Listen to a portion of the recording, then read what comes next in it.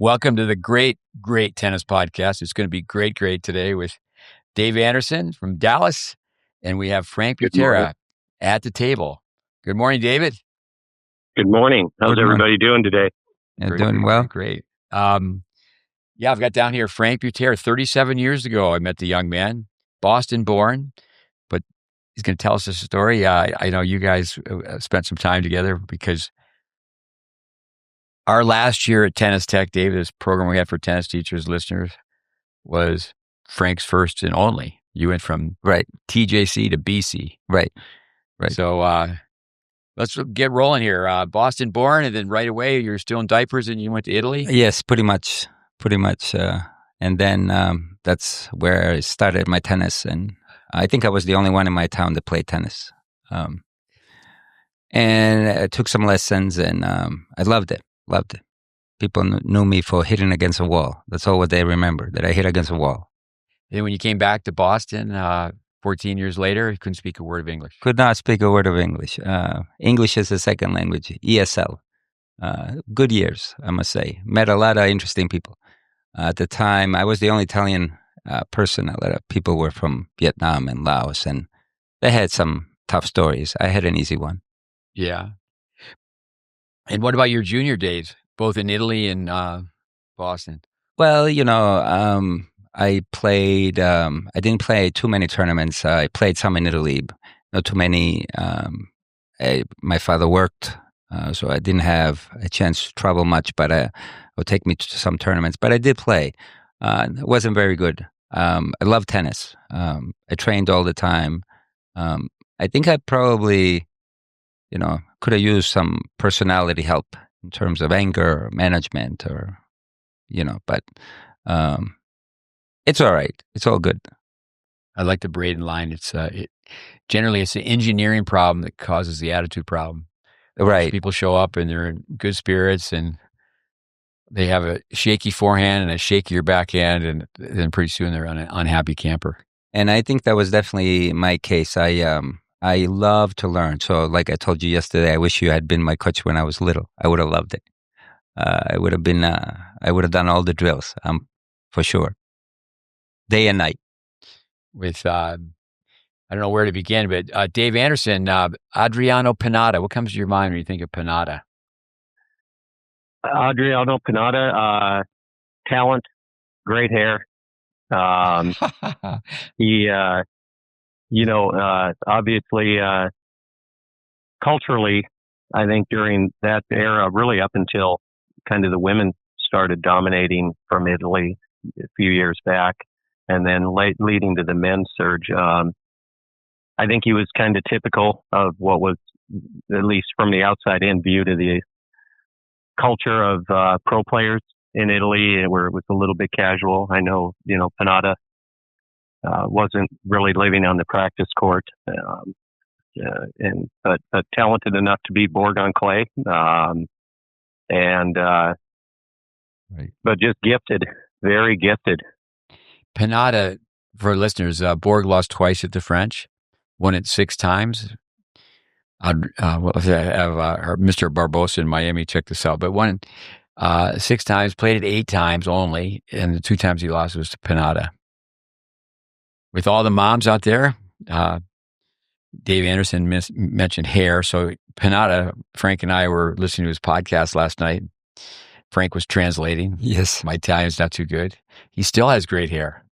And I think all the moms, including Jen Anderson, get online, go Adriano Panada, 1970s, and then you could put a poster up in your bedroom. He's a matinee idol, movie star.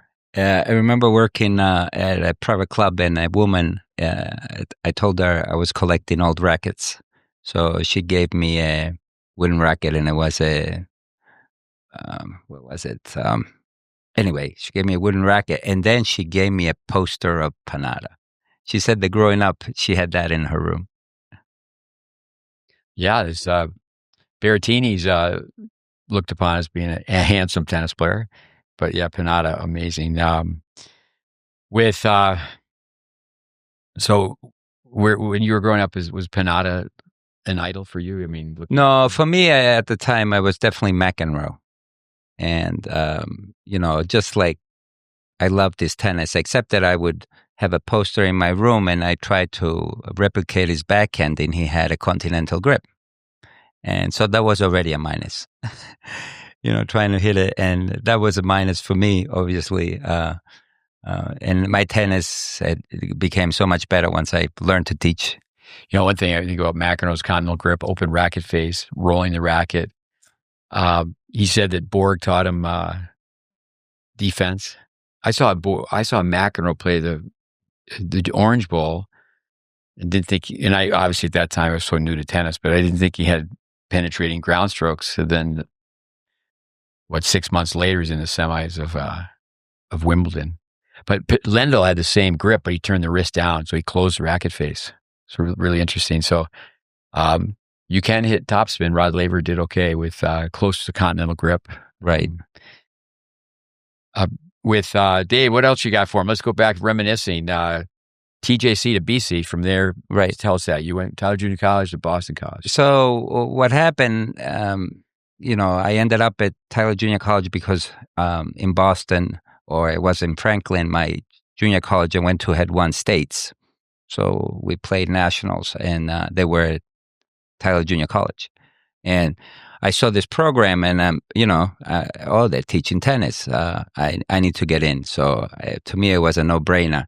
The year before, I had worked at Longfellow, this club, and I was getting paid $8 an hour, 40 hours a week. Worked all summer, driving kids, even having that responsibility at, I think I was not even 18. So anyway, and I was like, there's no way I'm going to do this again. I need to get informed. I need to get paid better, but I need to get informed. So when I saw that, this is for me. So the next year, I drove my car, and there I was.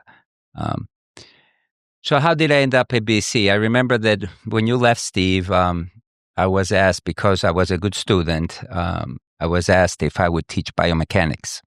By the coach, by John Peterson. John Peterson. I had, I remember that I had to do a book report, and I had totally forgotten about the book report.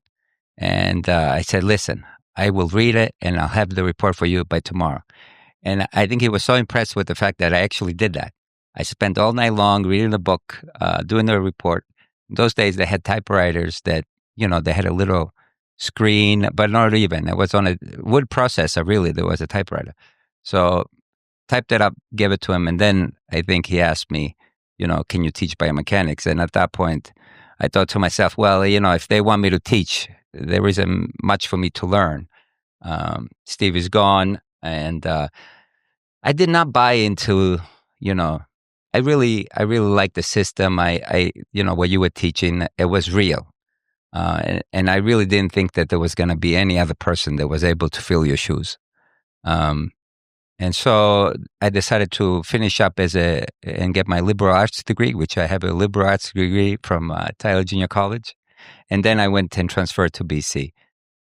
And I had enough credits, obviously, to just go to BC for a couple of years and get a degree. Stayed a little longer, study history. I was a poli-sci major, took lots of psychology courses. I loved political philosophy. In fact, I was thinking, I want to be a professor. So teaching tennis is, and down the road, in life, I've had several jobs in politics, campaigns, worked on some campaigns, but I really didn't think that I knew enough. And I felt that tennis was the only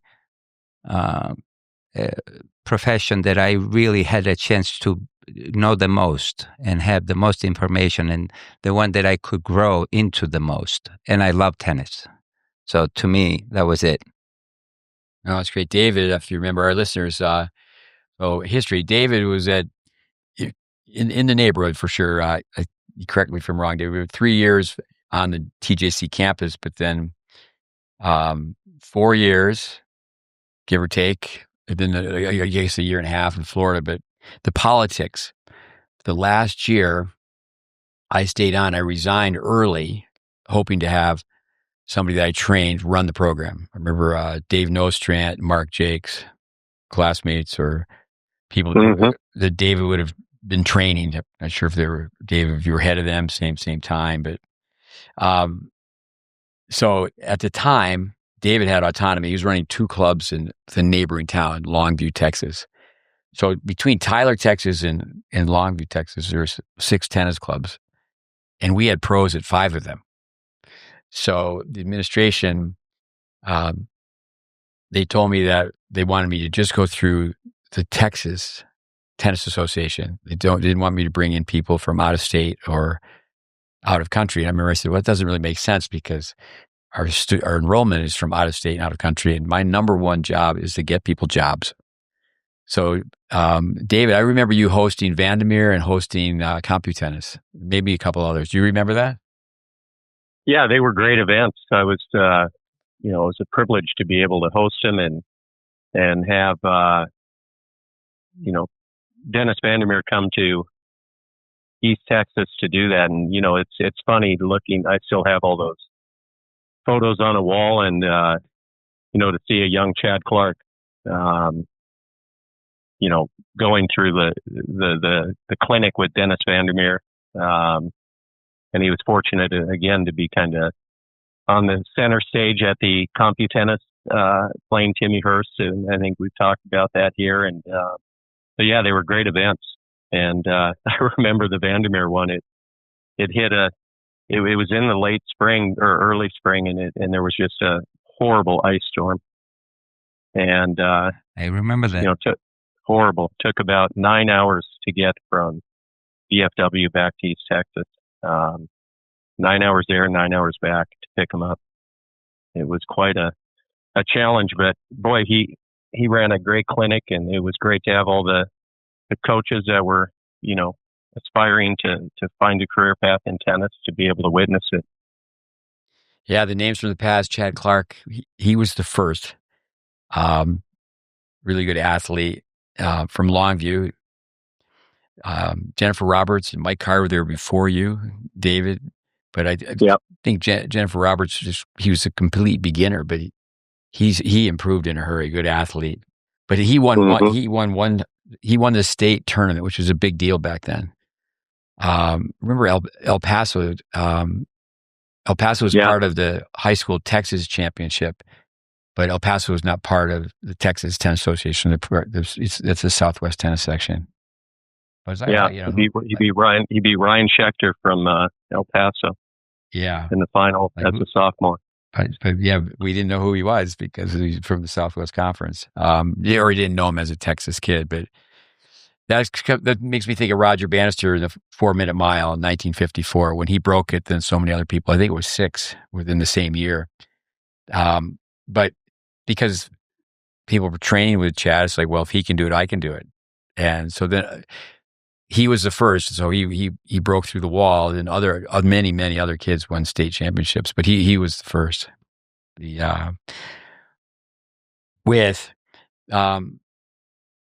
Why do you think that the coach asked you to teach biomechanics? Well, I think I had also gotten a good grade in biomechanics. It was my favorite class.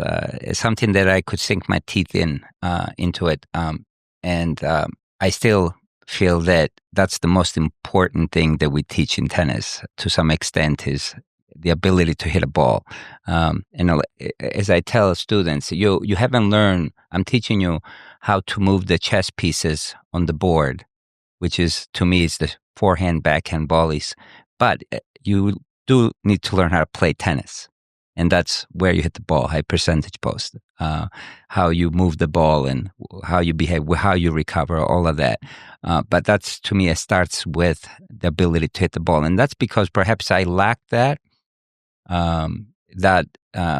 My coach would ask me, hit the ball down the line. But if my strokes weren't capable of doing that, my racket wasn't tracking. So anyway, that's why I had a good grade. And also I had done the book report. So he knew that I could, perform, and I had a mind, be able to do the work.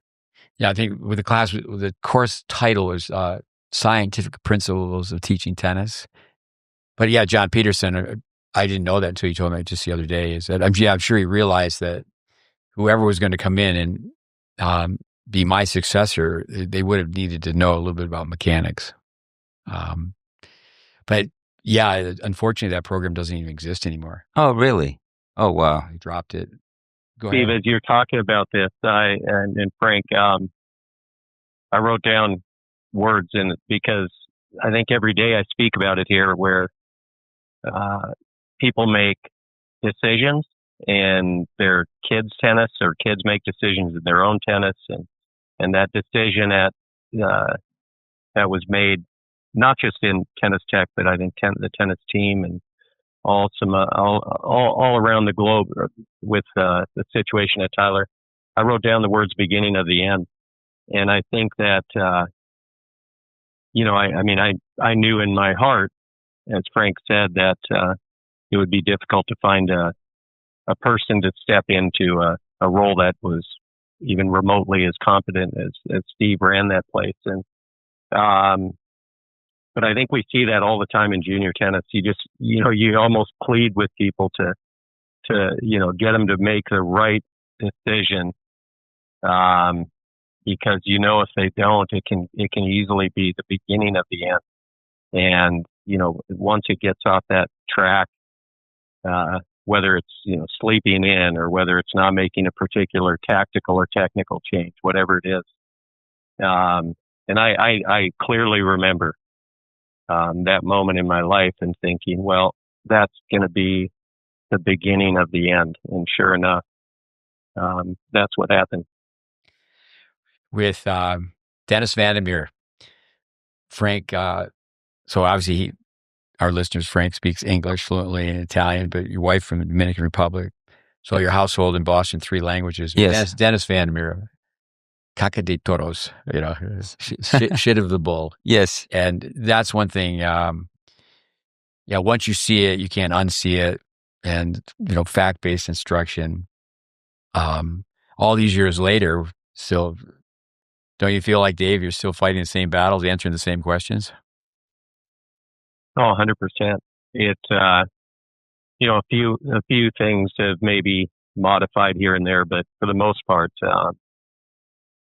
it's the same thing. To gain entry into our profession, it's just there's no requirements. In the RSPA, former USPTA, PTR, whatever organization it is, and I found most people now don't even have that. They don't see the benefit of it any longer, and but it's just they're to get through that entry point to start making a career or money in tennis. There's really just a decision that needs to be made by an individual, and then they're in. It's the goofiest thing in the world.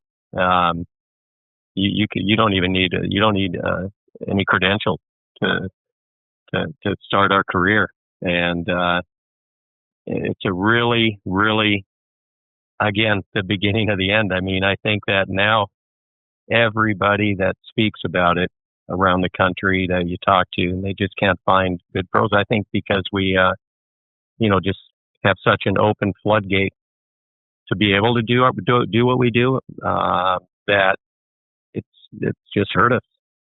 And now the profession itself is just really struggling. But yeah, the same battles are being fought. Certainly, Howard Cosell, Jackocracy, the late sports broadcaster. It's amazing that like a Welby Van Horn it's a bonus if you can play tennis. It's a major bonus. How's it go? You wouldn't want to take lessons on how to fly an airplane from someone who's never flown an airplane. Braden used to always say, if you expect your students to play, you should play. It doesn't mean you have to play Wimbledon, but you need to know what it's like to compete and what it's like to choke and this and that. But I think it's amazing that most places have no orientation. Here's your ball basket, go to court 12, right, and you just start right from there. I have brought a family here, and just the other day, the father told me, he said, Frank, thank you so much We have not found a coach like you. Everybody wants our money. And he was very thankful. He highly intelligent, recognized that I am, I care for the kids' tennis more than the kids themselves know. I have higher standards than the kids, than the parents. And I think that this person recognized someone. And then he right away, I said, I had only taught him for maybe a month. And I said, you should be doing this. I'm going down. He was right away in to come in here and had understood exactly what the kids were going to do here, which was work on the strokes, improve their biomechanics, understand what it takes to be better. And I think that's not every parent is like that.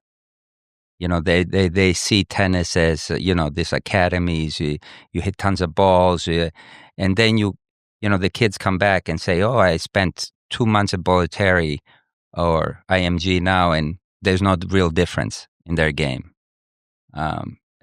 They may not have gotten slightly better doing what they did before, but now real improvement. As you would say, Steve, would you bet on that at match point? With Frank, our listeners have been having groups come, and he's sent them on their own, or he's come with them. And this time around, got a couple 8-year-olds and players in between, all the way up to a 75-year-old. Yes. Tell us a little about your group. So plus parents. Plus parents, yes. And I was. I definitely everybody I've been working with, and they understand biomechanics or some aspect of what I do, but they definitely weren't ready, except that one family. The others weren't quite ready. Even the 75-year-old, it took him a little while, and then he really started understanding. On day 2, it was like, oh my God, this is what I need. Very smart physicist. Intelligent, and everybody thinks that you just hit balls. We don't get better by hitting balls. We get better by repetition. What's the famous saying, Steve? Does practice make perfect? Yeah, practice makes permanent. Perfect practice makes perfect. Yes, perfect practice makes perfect. Right. So that's why I want this family to understand. These families, that perfect practice makes perfect. Not that. And, I said, Steve, a few years ago, I said, Steve, I do this a little differently. I do this. Steve tells me, I gave you a Christmas tree with no ornaments. You put your own ornaments. But the bottom line is that your checkpoints are the same. You have to hit those checkpoints on your strokes that are the most important. And most of the pros hit those checkpoints. Yeah. Well, no, it's a science and it's an art. It's so important on how you communicate. With let's talk about one visitor that you sent here. Great name, Roman. Roman, yes, my son. My son, I made a mistake. Definitely made a mistake. I should have let him have a bit more fun playing tennis. But I was all in with teaching him biomechanics, and perhaps he didn't take to it. So at one point, and he played. I sent him to Steve, and great kid. But he wouldn't get up in the morning.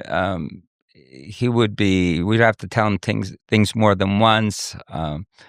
So having lost his biomechanics a little bit, he wasn't listening to me anymore. So I said, I'm going to take you to Steve. And I think I stayed a couple of days.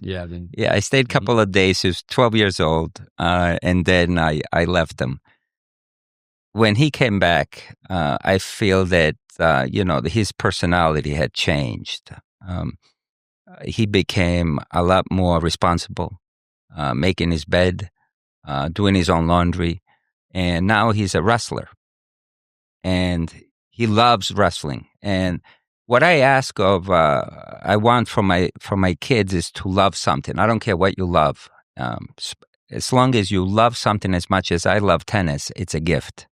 Loving a sport, and he loves wrestling, and that's one tough sport. Oh. It's one tough sport, and the kid is all in.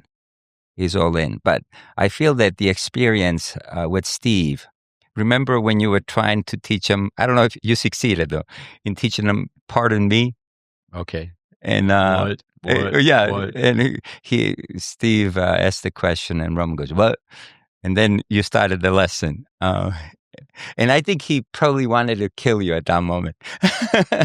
But, he hung in there. He survived. He survived. He survived the lesson. And a couple comments on wrestling. I grew up in a small town upstate New York. Richie Morris, a hockey player, would walk in the door and he would say, "You guys are not that tough." I mean, he would just like, "Let me see you go up this rope." One of my sisters taught school for a very short period of time, and she thought it was unbelievable how these wrestlers, they wouldn't eat for like 3 days to drop weight.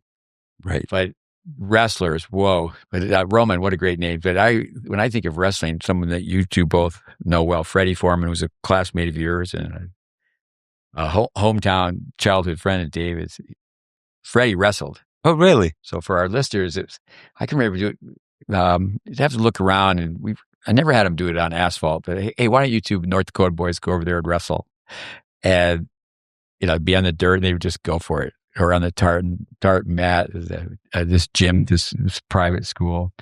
But yeah, I have pictures of us wrestling at TK Gorman during the sunrise to sunset camp.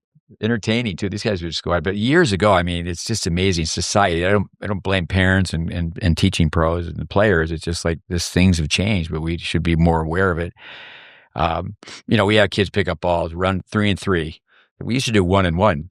And then for a while it was 2-2. I said, the next thing is we're going to be picking balls up. Oh, you kids just sit down and we'll pick the balls up. But with wrestling, it's definitely a character builder. It's so funny that, we were talking about this with my wife, and she says, I don't really like Roman's coach.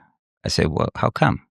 Well, the first day I went to pick him up at school, and he went from a private school to public school. And she asked the coach, she goes, "Where's Roman?" The coach goes, "You lost your son?" And my wife thinking, this guy should know what my son is. He's responsible. That's all what he said. "You lost your son?" And that's a coach. I mean, he's on his own. And with Bill Ayers wrote the book Amazing Racers. It's a cross country coach we talk about all the time. And back in the day, football players run in place and just hit the dirt, just belly flop, just fall flat on the ground. You don't cushion the fall; you just fall straight down. And I remember we'd have players at the end of practice; they'd have dirt on their shirt, their sweatpants would have grass stains. But tell us about Freddie Foreman. Freddie is from Minot, North Dakota, and that's where Dave's from. So I'll make that connection. But what comes to your mind when you think of Freddie? Well, Freddie had long hair. And I remember the bastard. Yeah, he had long hair, and I really didn't know much history about Freddie, but he talked. I guess he went to Bollettieri too, didn't he? No. Had he gone? He went to Germany. No. But did he train at Bollettieri? No. He had. David should answer that. No, right, Dave? No. Okay. I don't think. No, Freddie did. He trained at the Minot State tennis court. Okay, because he had talked about it and said, Bollettieri will make you run around, and he'll say a couple of words, and you'll be so motivated to do anything. You guys might have had some beers when you're talking. Yeah, possibly. Yeah, possibly. Yeah. With, but Freddie, the long hair. He still could have the long hair. Yeah, but he's cut it short. It's just not the same. The rock and roll Freddie. Paul McDonald gave him the name Instant Party. But I went to Anderson's wedding. I think there's something in the water. The few people I've met from Minot, I think they all have a little bit of a Freddie in them. What do you think, David? He was, he was a great guy. He was younger than me. Kind of took him under my wing up in Dakota, and taught him a little bit about life. And then, I think it was great how my dad always said he, tried to convince him to go into the military. And, Your father used to say because he would have made a great Marine, right?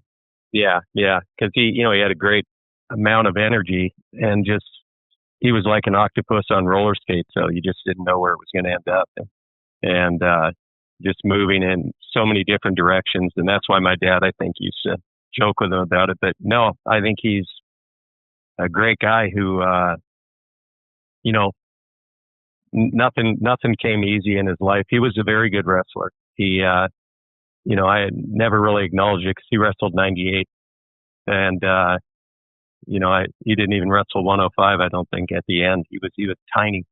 He may have wrestled 105 at the end, but he was good. He was I think he might have won state one year, and but he had if anybody was born to coach tennis and like draw people into the sport, it was probably Freddie. I mean, because he could get anybody excited about anything, and he always brought energy. He was always going to be late, but he always brought energy, and he was forgiven quickly. And just a great guy. Yeah, we have to get Freddie on the podcast. Another person is Mike Carter, who we've talked to on the podcast.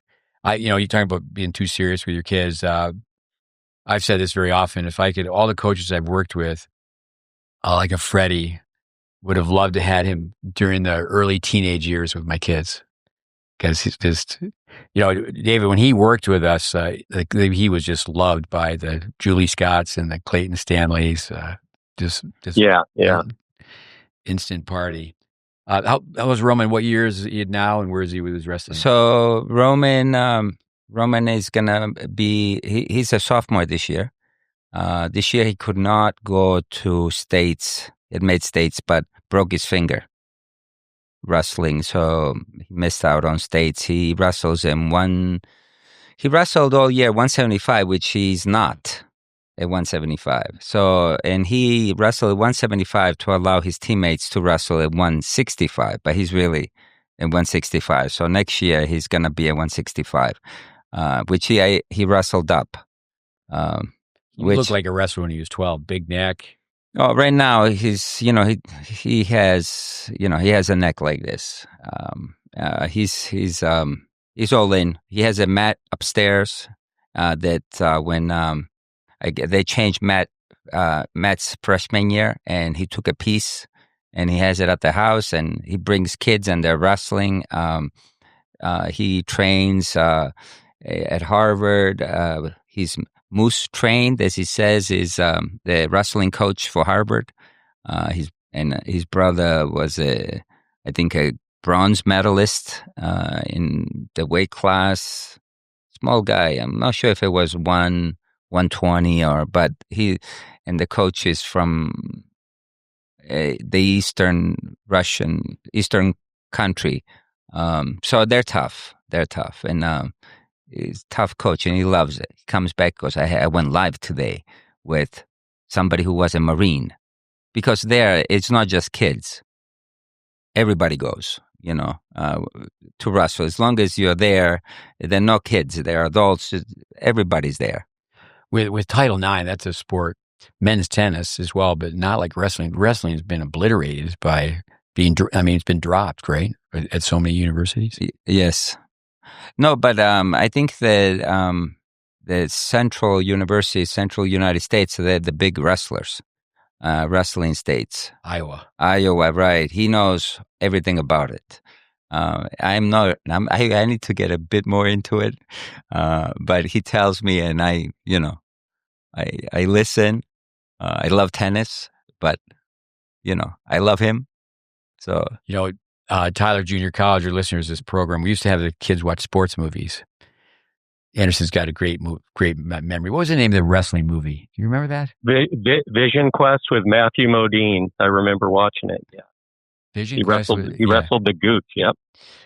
Somebody's name who was at Tyler at Junior College when you were there, Frank, was Craig Tiley. So Craig Tiley ends up at Illinois, and he had obviously been there many, many years. So people would watch the movie. They'd have to come in and have written a report on it.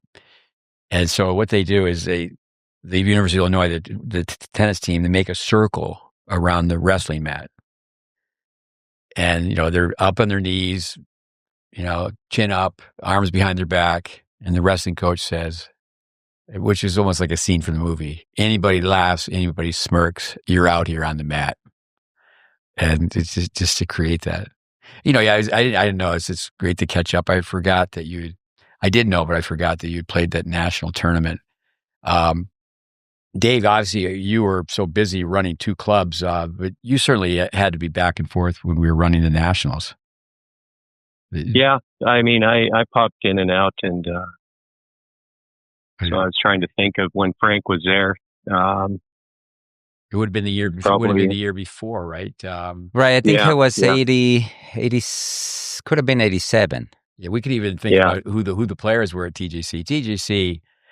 At one time, there was no foreigners, and it was all foreigners. It was like an immigration center. It was a really high level. Well, at that time, I remember there was a young man from Spain who was so tough. He was a 5-kilometer runner and was good at it. Was also a goalie, and I think he won the Rolex tournament. I think they, he was already, I think, in the top 400 or 500 in the world. Yeah. No, the players, I think was it Owen Casey or Casey Owen from Ireland. Joaquin. Who was in the finals? What was that? Joaquin was his name. Okay. Go ahead. He went on to play at Arkansas, I think. Yeah, did he? Yeah. How did he do? I think he had a good career up in Arkansas. I'm almost positive it's the same person. Yes, Joaquin. He was short, huge loops. Yep. Well, we ran that tournament for 4 years. So Craig Tiley, every year the Australian Open comes around and he's complimented as being the best tournament director. I remember we took the whole wing of the building that was closest to the tennis courts, and okay, this is going to be the press room. This is a stringing room. This is a coach's lounge, players' lounge. We had a tournament for the coaches if they wanted to play in it. We had a golf outing if they wanted that. So every year we tried to add more. So nothing compared to the Australian Open, but give us a shout out to your your daughter. She's not a wrestler. No, she's not. She's a piano player. Or she was. Now she's at Emerson College, studying biology. She's doing her best. She did really well in school and went through a bit of a hard time with some eating disorder, which I think is difficult. We went through a little bit of a hard time, but she's doing better. And did she knock balls around too as a kid? She played. She played 1 year in high school. Before she really got sick. But she did like the game. But it's a tough sport. And definitely I feel that probably I could have made it a bit more fun. If I had made it a bit more fun instead of serious. Yeah, that's one thing about tennis, though. The late Peter Burwash, the personality of the pro. I think many times what happens with coaches is they'll be there's girls, there's boys, and there's their own kids, and that's the order. Usually they're tougher on boys than they are on girls, and they're tougher on their own kids. But the sport is so technical. The grip of a lifetime. I mean, the great base for our listeners. Oh, so many people, late start and bad start.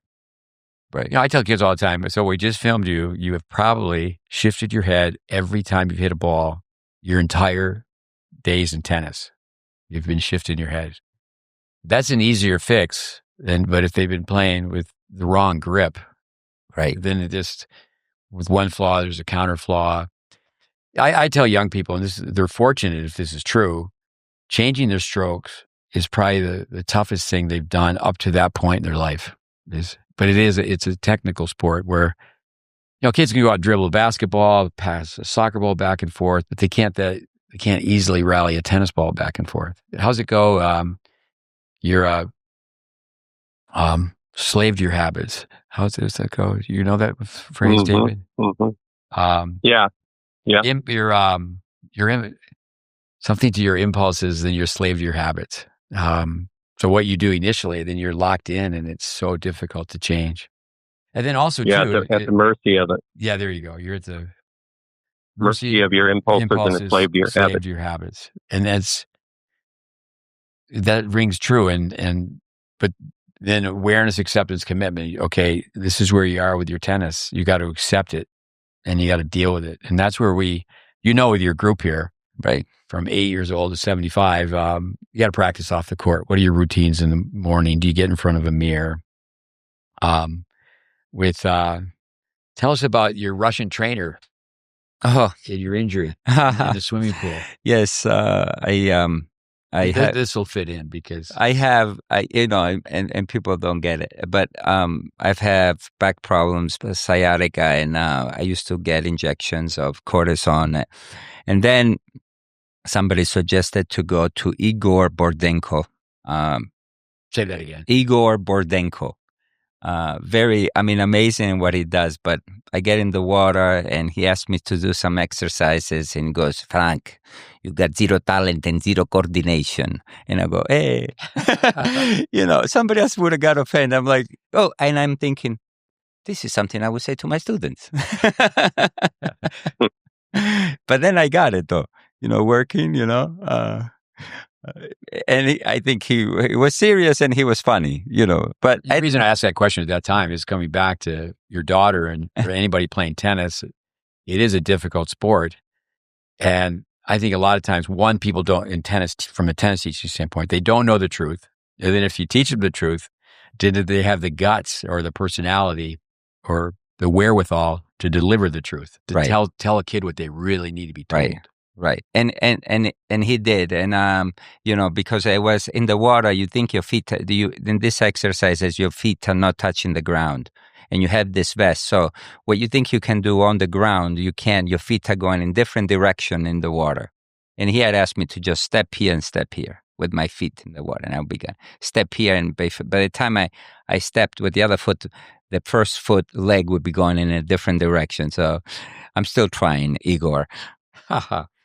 Tell us about your number one rule. Oh, my number one rule is teaching. I have one rule. The student has to try. As long as my student try, I am very happy. And I tell my students at the beginning, you try, I'm very happy. I talk a lot. Some students say sometimes I'm very loud too, but I'm not yelling. I'm just loud because I want to get your attention. I want you to do exactly at that moment what I ask you to do. And then I say, you need to worry when I stop talking. When I stop talking, I want you off my court.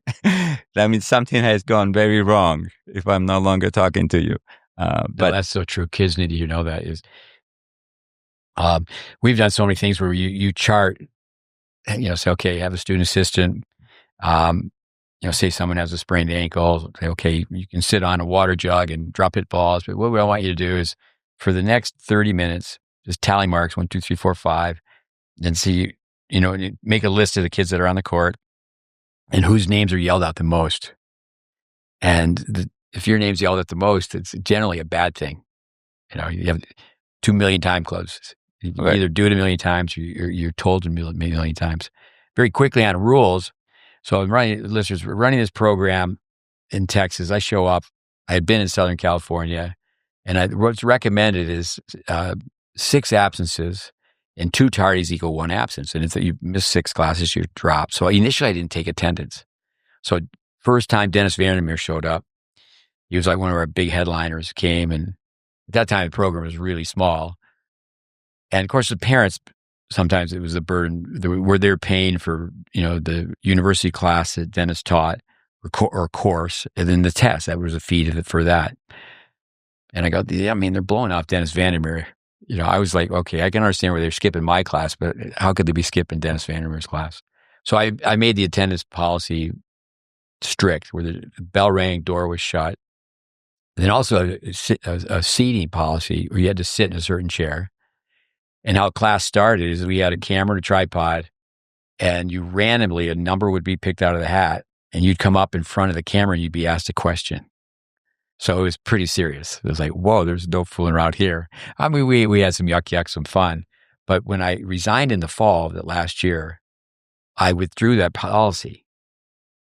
And it was just amazing how the standard, we dropped that one rule. What do you think of that, David? Well, I was a direct recipient of the strictness of that rule.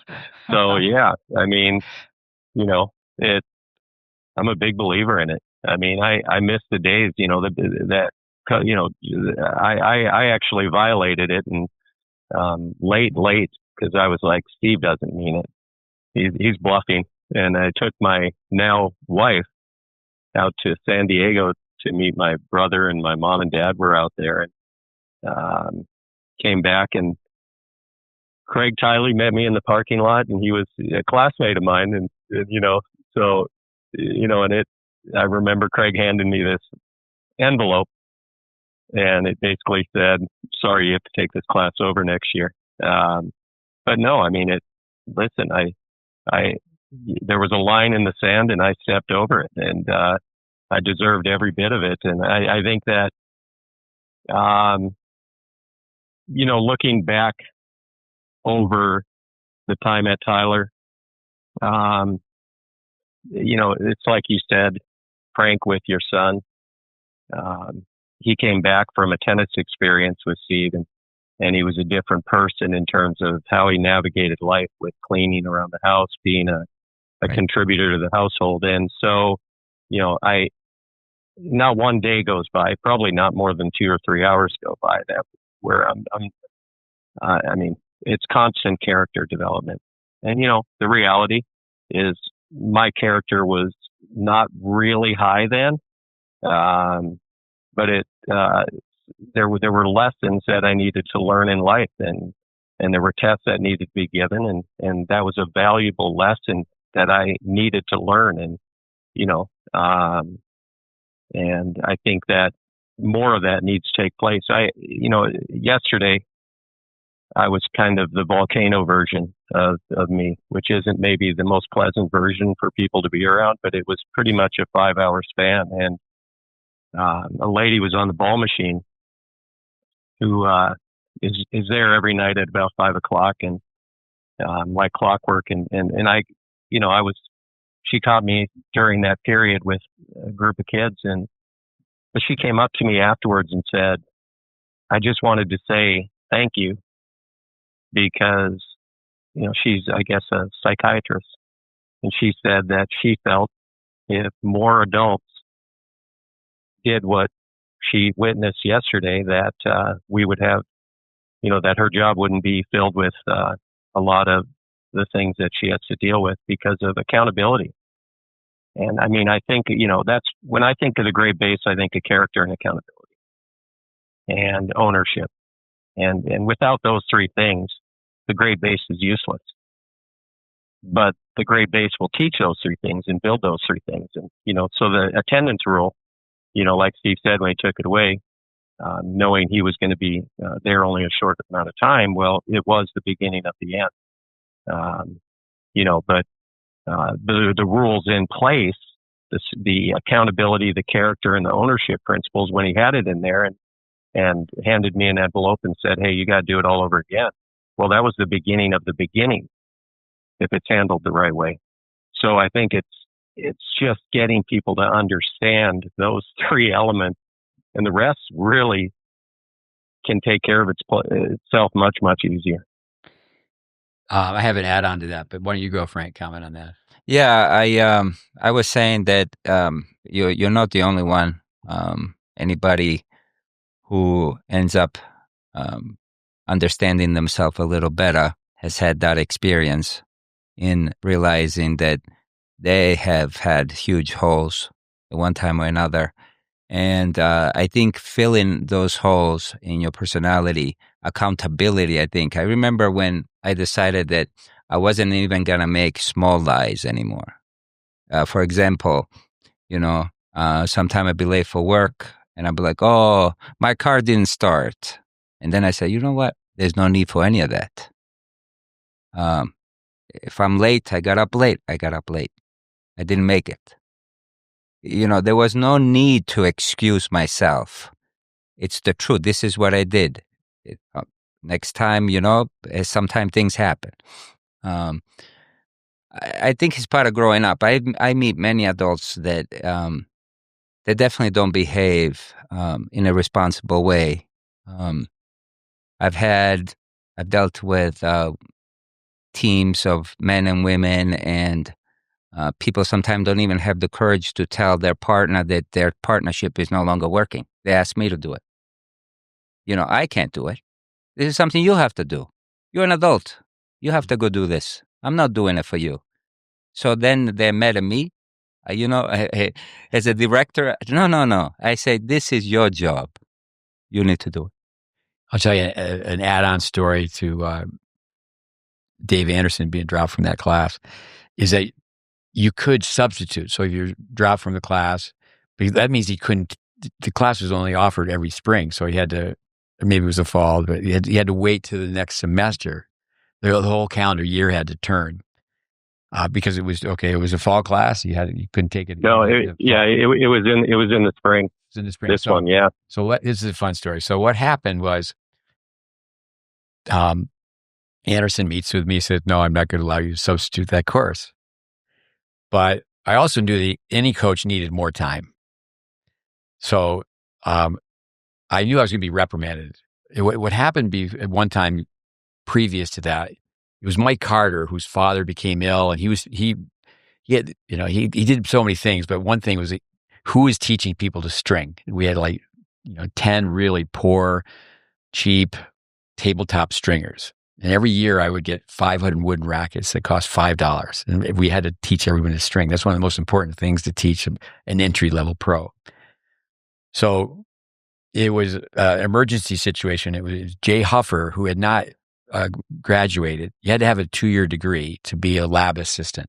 So the people that they worked around the clock, wasn't like they just assisted during lab. It was a 24/7 job. So they were paid, I think, $600 a semester.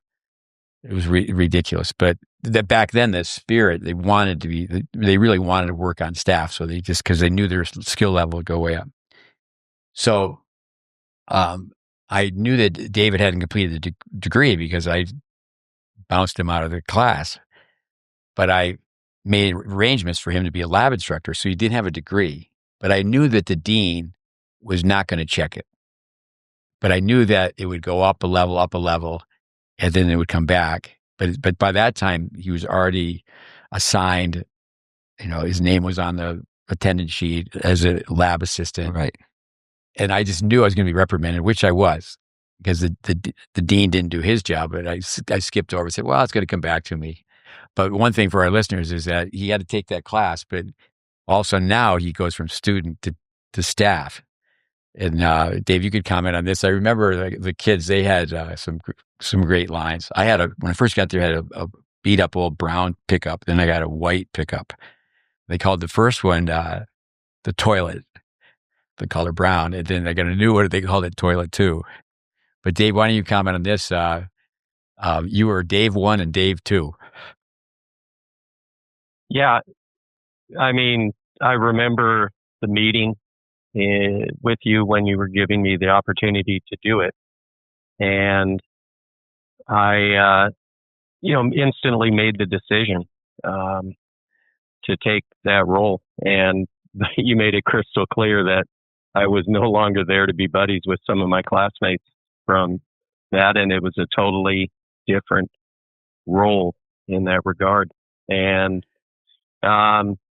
people did say Dave 1 or Dave 2, but yeah, I mean, it was good. It was complete tunnel vision, really, relative to going through it as a student. I always felt, because of my experience, I always thought, well, that program should be a 4-year program,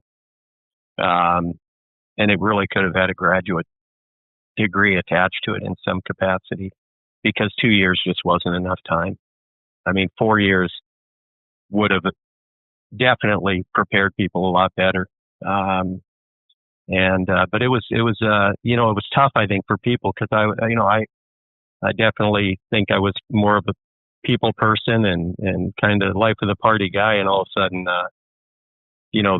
I'd walk by and, I went to taking attendance, inside of the classes and, um, having to mark people down tardy. I remember what happened to me, I did to another individual, where they exceeded their limit. And, it was, I think it's good to be put in those positions where you just feel really, outside of your norm, and it forces you to do things without hesitation. So you just have to learn to act, and because that you got to be able to make those kind of tough calls. And if you're going to be a coach, I mean, it's just a daily occurrence, and the earlier you learn to do that, the better. So it was all good. I loved it. It was. I mean, I feel lucky that I got to do it. Well, Frank, that was 37 years ago for you. Do you have is a vague memory of, were people telling you that the year you were there, it was totally relaxed? It was just totally different? Well, what I know was that I was supposed to show up at 7 a.m., and I did. I had a 7 a.m. class, and that was my first ever 7 a.m. class. So that was a priority. We had to get up. I'm not sure if it was biomechanics or who taught it or what, but there was a 7 a.m. class that... My memory was there were 8 a.m. classes, but there were optional extra practices at 7 a.m. No, this was a class at 7 a.m. At 7 a.m. And I went through extreme lengths to make sure that I'd be there at 7 because I remember that 7, if you're tardy, the door will close. Yeah. So... Well, how's it go? Days are long, decades are short. I'll just tell you the student's last name was Smith. There's lots of Smiths in the world. And this is a downside for not being flexible, is he got one of the students he didn't want to miss, and his car wouldn't start. And this is funny. He didn't know what to do. So he stole a battery from the car next to him. And when I found this out, and he did it, the police officers were watching him. They were right by the donut shop just watching this guy steal a battery. And it's a felony. I mean, he was in really serious trouble. And I remember he had a mullet with a braided ponytail. I was kind of the extra. And I remember helping him borrow money to buy dress clothes. And he came to my office. And that's one nice thing about living in a small town is you get to know everybody. Right. And I go back, I can laugh at it and tell you different stories. The students getting into trouble with the law.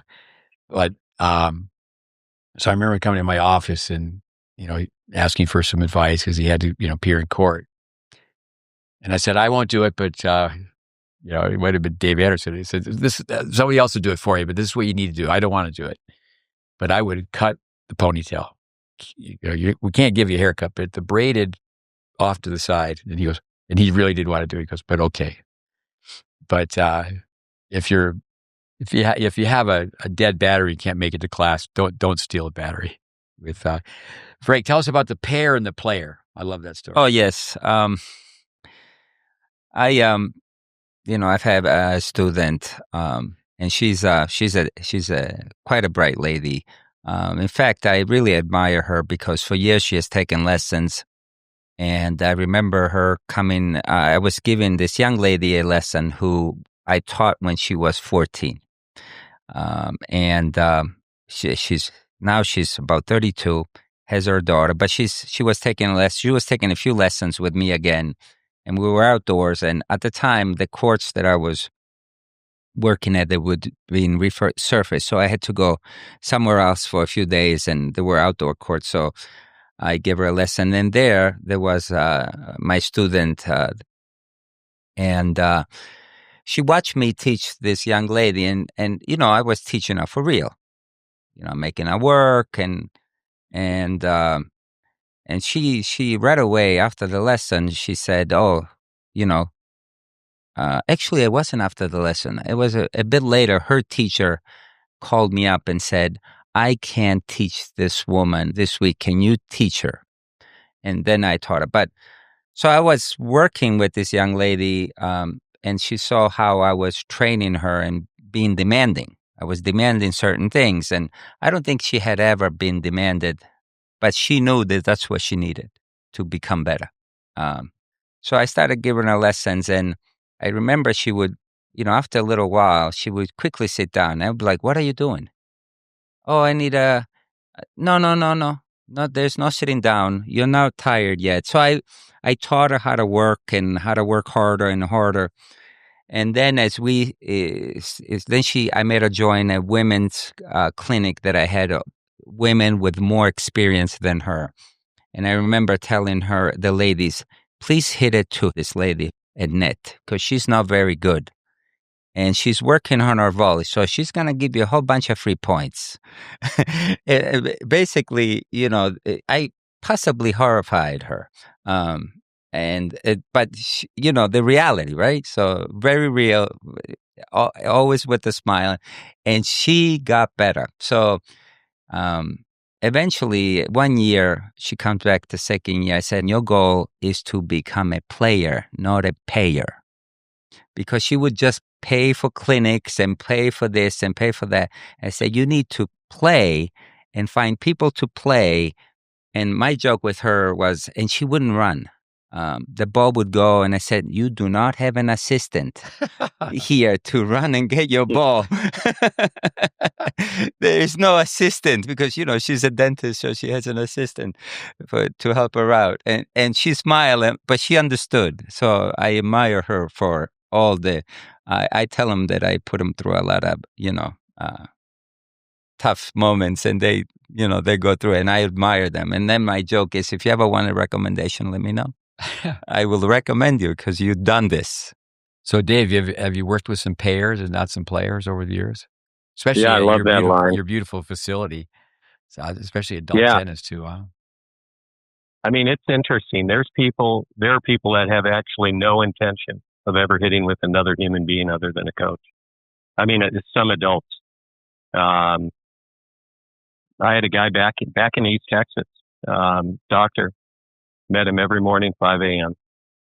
And, he wanted to learn about the strokes, and we did that, but ultimately he just wanted to work out and hit. And he was, 3-5-4-0 player maybe at the end of it. But I remember one day I kind of did what Frank's saying. And I was like, I arranged for another adult to be there, and I wanted to watch him compete. And he panicked.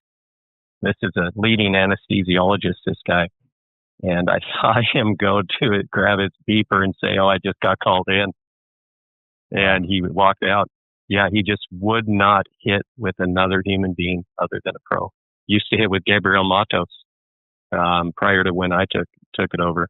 Yeah. But it was, I'm telling you, every morning, 7 days a week, the guy was like clockwork, and it lasted a couple of years. Gabriel Matos, Brazilian, he worked in East Texas with, it was actually interesting. He was working with Richard Hernandez, so many of those small towns around, you both spent time in Tyler, Marshall and Bladewater. And so a lot of people got experiences at those small places. But yeah, I remember he was one of the better players in the area at one point. With Dave, you do this quite a bit. I call it Aussie style, where you're giving a private, you're working with one-on-one, but you bring another player. So then there's say the younger player gets the benefit by the older player, the player's superior in skills. The Aussies would always do that. It's like, okay, I'm going to give 8 hours of lessons today, and I'm going to have this junior. Because say for example, you're teaching somebody to hit a forehand down the line. You could have a junior on the other side. Maybe someone who can't afford lessons, and they're on that service line, they're closing in, and they're just trying to knock the volley off cross court. But comment on that. You do that, right? Do it all the time. We've had kids, this one girl comes to mind in particular. I always say she had 8 hours of privates a day, and she never actually took a private or paid for a private, and she was a gold ball winner. But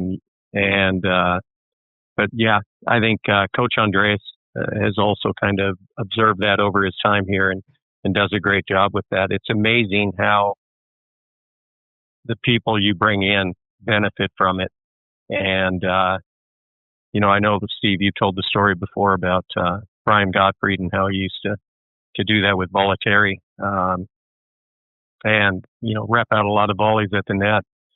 but yeah, I think it works very, very well, and I think it it just adds to the student's experience. Some parents don't get it, and I kind of feel it out. And then if I know that I'm fighting a losing battle with it, then I'll go away from it. But most of the people here really have bought off on that concept, and they help out, but they're also piggybacking, and they just get more reps, more information, and it really helps to accelerate the process.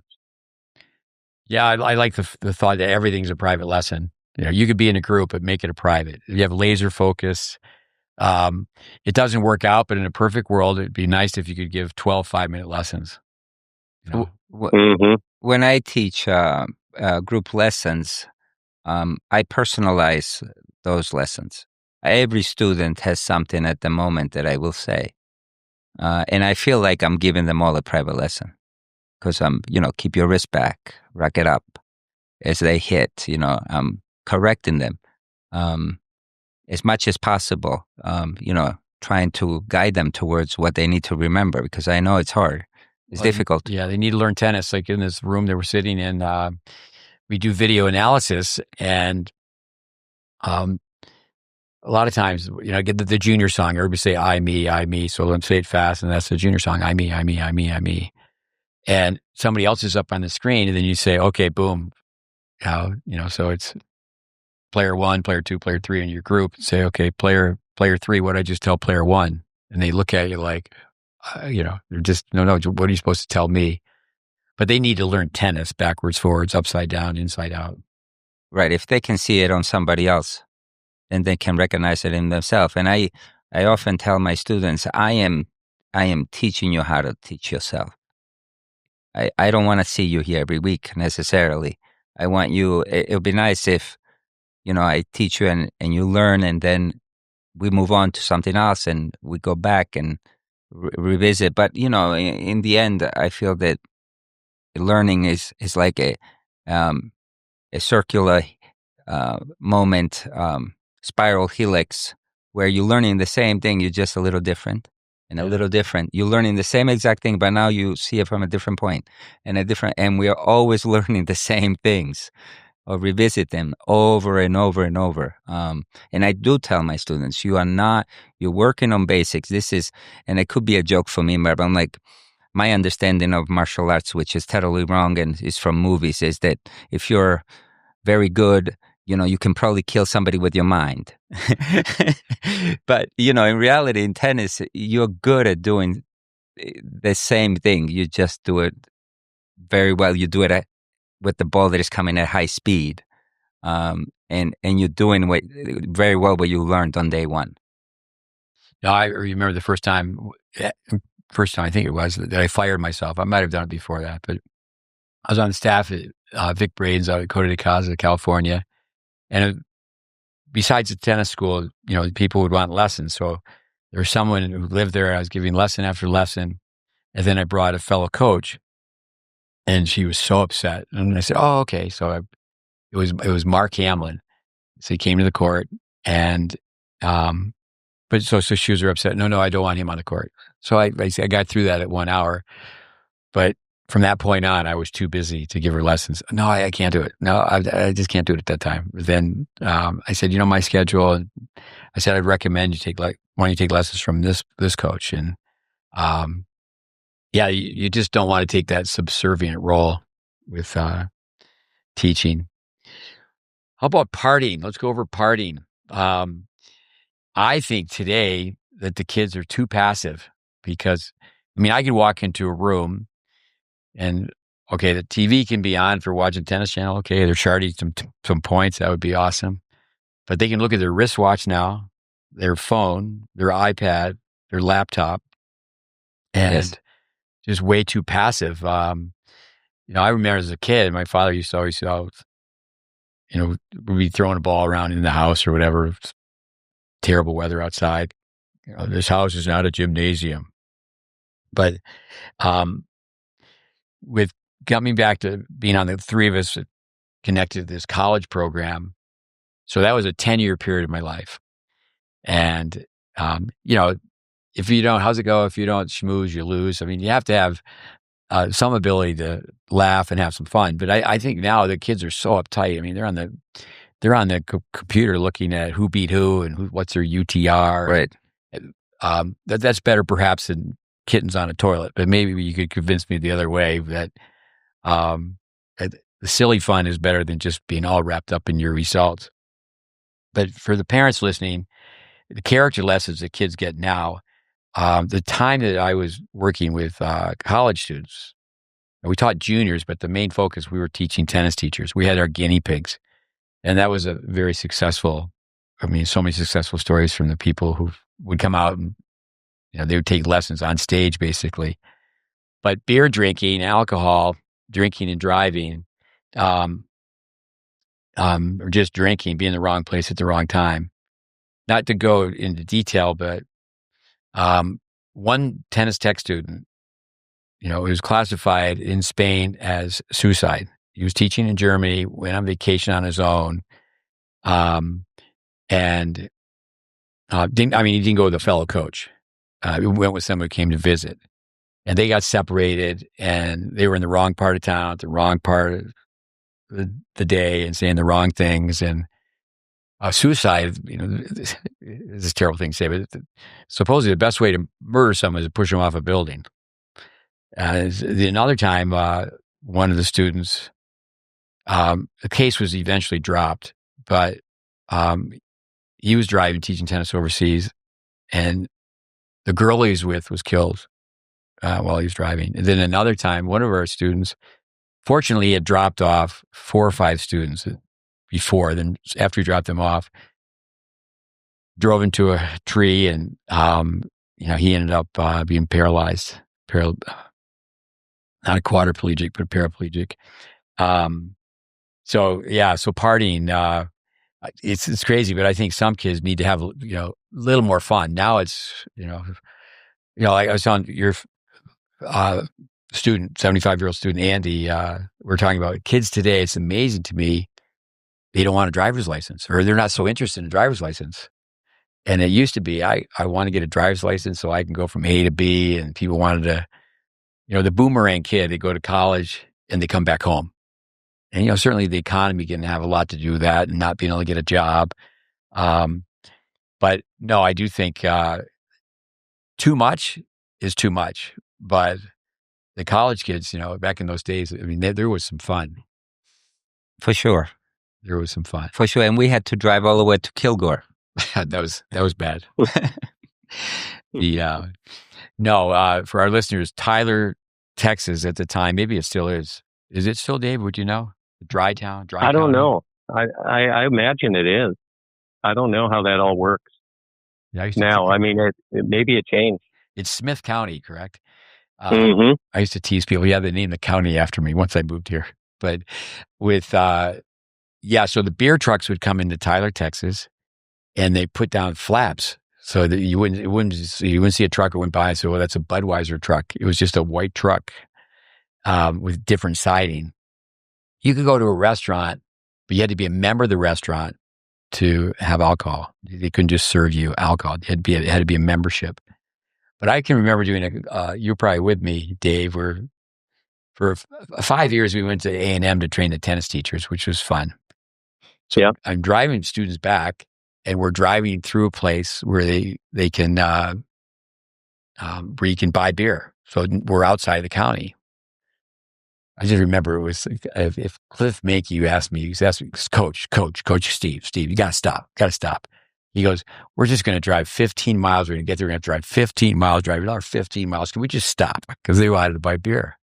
I said, no. And it was amazing. A few more miles down the road, every car was being stopped. And as a faculty member at Tyler Junior College, I one time let my truck to a student and bring it back for 3 days. But I could walk. I lived right across the street from the campus. So only time I was really in the president's office, right straight to the top. So I said, I need to go to the president's office because my student had kept the truck and he parked it where I normally park it. But there was a keg of beer in the back that still had beer in it. And they said, where's your truck?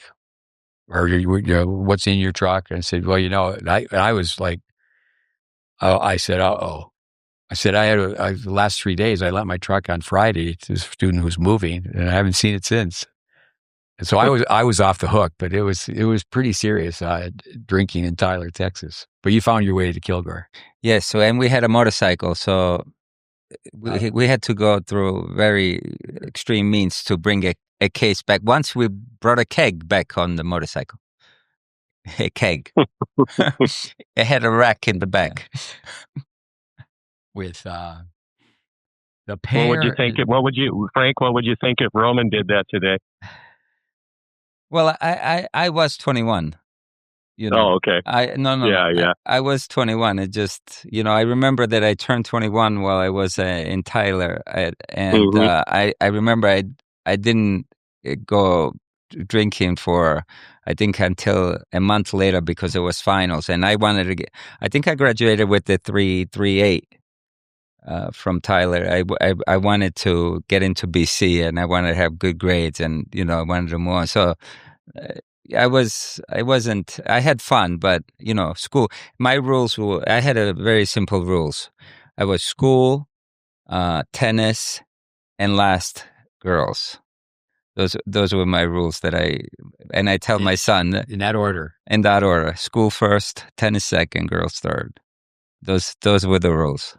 Yeah, that's good. That's logical. Yeah, and I told my son, I said, this should be your rules as well, just to try and pray. He has to pray. It's a priority, right? You have to have. The times have changed, but a friend of mine's here helping us with a house, and I know you've enjoyed talking to Costello. With back in the 70s, I'd be in such great shape. I ran cross country in the fall. I played little kid football, but I was so small in high school. I ran cross country, get in shape, and it wasn't the right type of training, but I was in shape, and there'd be beer on the bus. We'd make a trip like to Kingston, Ontario or wherever, and you get on the bus and you just handed a beer. So that was too much. But now, I mean, it just seems like the kids are so uptight. Why don't you comment on that, Dave, and then you can as well, Frank, the anxiety these kids have. Yeah. That was a little bit of what I dealt with yesterday, to be honest. That was one of the things. And I think that people don't fail enough and literally just fall flat on their face and have to clean up their own messes enough from an early age.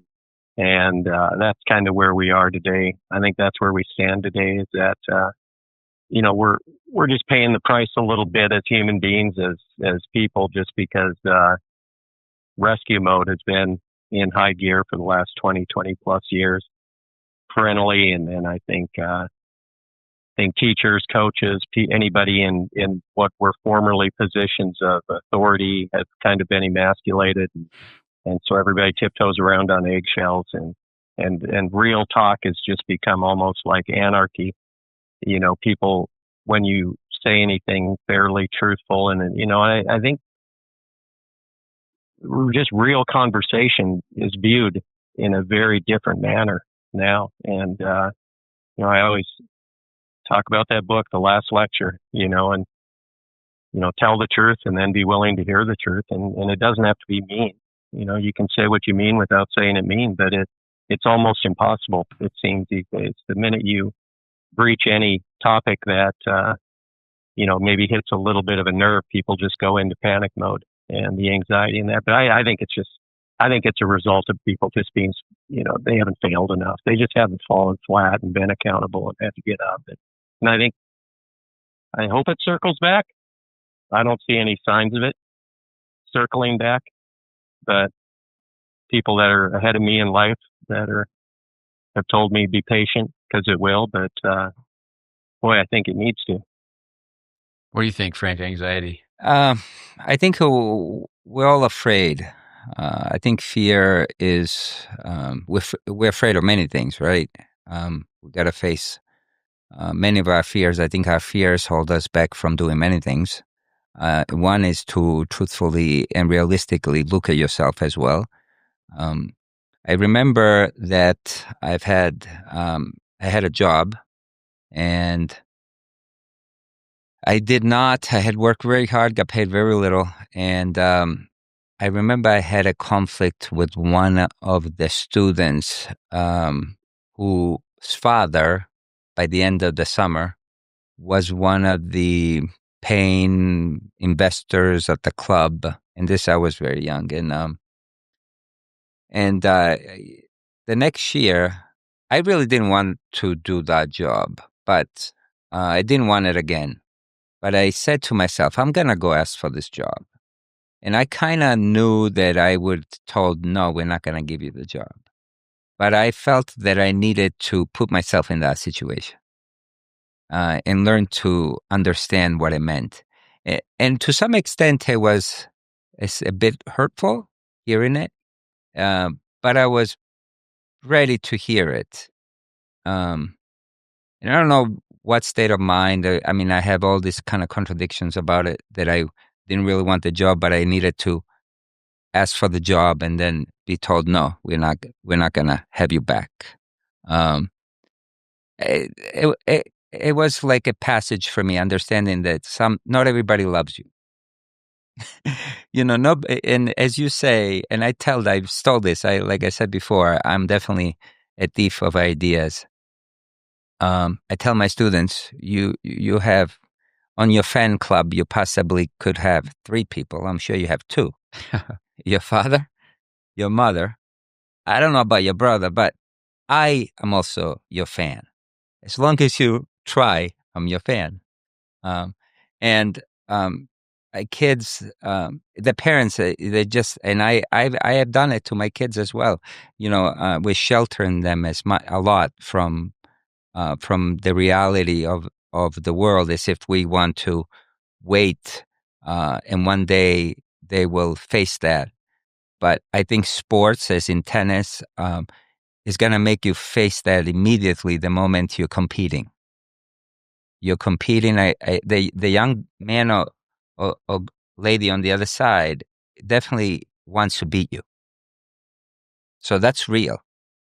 And I think that reality is sheltered a little bit in a team sport. In tennis, it's you. So you take the loss. It's almost as if somebody's firing you.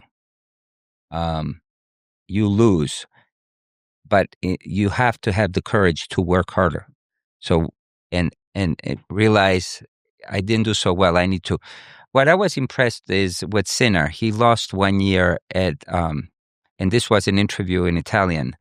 He lost at the Australian Open, and they talked to him and they interviewed him in Italian. And I heard the interview, and he said, "I need to go back to work." That's all what he said. I need to go back to work and do better. That's what he said. And then the next year he did better. And then the following year he won it. I think he lost that year in the first round or second round of the Australian Open. I need to go back to work and work harder. That's what he said. Now, Center is chilled. It's amazing. You learn so much from how he conducts himself. I would say this about work: part-time jobs, that's gone away. When you were 16 years old years ago, even if you're from a wealthy family, you got a job. Household chores. I think the parents, I don't know how this happened, but the parents, just like kids are not shaking hands and greeting adults. Hi, Mr. Jones. Hi, Mrs. Jones. Dr. Jones. Something we say all the time. A kid we worked with, he was good. He played at Columbia, and both his parents, immigrants to Canada, and part of the GreatBase for a long time. I remember telling his parents, "What do you think?" I said, "Well, I don't think your kid can even peel his own banana." And I remember giving the dad a hard time. I said, "It's one thing to hand your kid a banana, but it's another thing, if he's 16 years old and you're peeling the banana for him." From there, I'll say this, is that one of your players here, Gus, I complimented by saying, "I think you are the best ball picker I have ever met." I say, pick up the balls, and this kid just goes. It's just amazing. And that's a character builder. So Gus hits the ball well. And you haven't worked with him that long, right? About a year. Yeah, so he hits the ball really well. really well, and so does Henry. So those two boys. But another boy you brought, Harsha, he hasn't played as much. You haven't worked with him very long. Maybe I give him 2 lessons. Wow. 2 or 3 lessons. But so we're in the room, and I go, if you could all just stay right here, and I could work with you guys every day for the next 5 years, I'm betting on Harsha because he's smiling. Right. I just would do what I do. Is that there's 3 kids in the family. I go, Harsha, you must be proud. You're the 3rd smartest kid in your family, and I try to be funny. I'm not too funny, but when a kid can even listen to that and smile. But I think that's so important. But so this kid Gus comes. Granted, these kids are very young, but we've been putting in long days and what have you, and perhaps something he ate. I mean, he practices the very next day, but he vomits on the court. But for our listeners, I mean, Frank in 2 seconds, he had found the mop. He had just cleaned, and the tidy bin on the side of the court. That was his bucket. And you took care of that with so much class and so fast. But that's life experiences that you have from something outside of tennis. Right. Why don't you comment on that? Well, first of all, my work ethics comes from working with my dad. And I really disliked him for it. He was an extremely hardworking man, landscaper, owned his own business. This man could work an athlete to death. I mean, I don't think that many athletes would have been able to stay with him. And I tried. He would, and I don't even know that I heard him say, "You did good work today." Always, I always tried, never reached. But that was definitely the work ethic. But then another thing is that you have kids. So once you have kids, you have to realize that, whether it's vomit or it's not, there's, once you have kids, you're dealing with all sorts of things as they're little kids and, the reality of life. And nothing really bothers me at this point. So, and I know that, I realized that at that moment, I was the one that had to clean the court. Not because it's my job, but because I was the only one available to do it. And I quickly wanted to do it. But that's part of having recognized through life that sometimes things follow you and you got to do it. And that's it. But, and I don't know how many people, I think that if you are an adult and take responsibility, those things come naturally, recognizing that certain things is your job. Well, I think some things too, that, you ask a kid, what's it mean to brown bag it? They don't know. Make your own lunch. They just don't do that, or get your hands dirty. That's one thing about having kids 24/7 and helping them, watching them clean. And it's like a downright burden. I mean, it's like, they're just like shocked that they have to clean. The parents don't realize that you've never had your kid do anything. And I've seen so many kids, they have to put their hand in dirty dishwater. And the look on their face, it's like, come on. I mean, and you're thinking, you have to teach that kid to play tennis. And they are just so shocked by that. Everything reminds me of something. Dave Anderson was a very confident young man. And you have to realize that when I started that job, I was paid $13,000 a year. So the lab assistants weren't paid too much. I wasn't paid too much either. But remember David said, this plant will work and that plant will work. But I remember really, going to work, and it's like back then it was, telling the staff, all right, guys, pizzas and beers on me, with, okay, we'll meet in the morning and, breakfast, lunch, and dinner, come to my house and we're going to have a work bee. Maybe just do that like once a year. And the laughs we would have and whatever, but back then it was like they were happy to do it because they didn't have to pay for 4 meals, but now if the kids have that card in their pocket. And let's do this for a second. Frank, tell us about Boston and indoor tennis. I know Dave, what do you have, like two bad months a year, but the Fanatics play year round in Dallas, right? Yeah, I mean it's year round, but it every year is different. Winter can be good, winter can be bad. This year was kind of right in between, but it's not uncommon to have weeks where I'm out in the covered building here and it's, I don't know, 18, 19 degrees to start the day. Oh.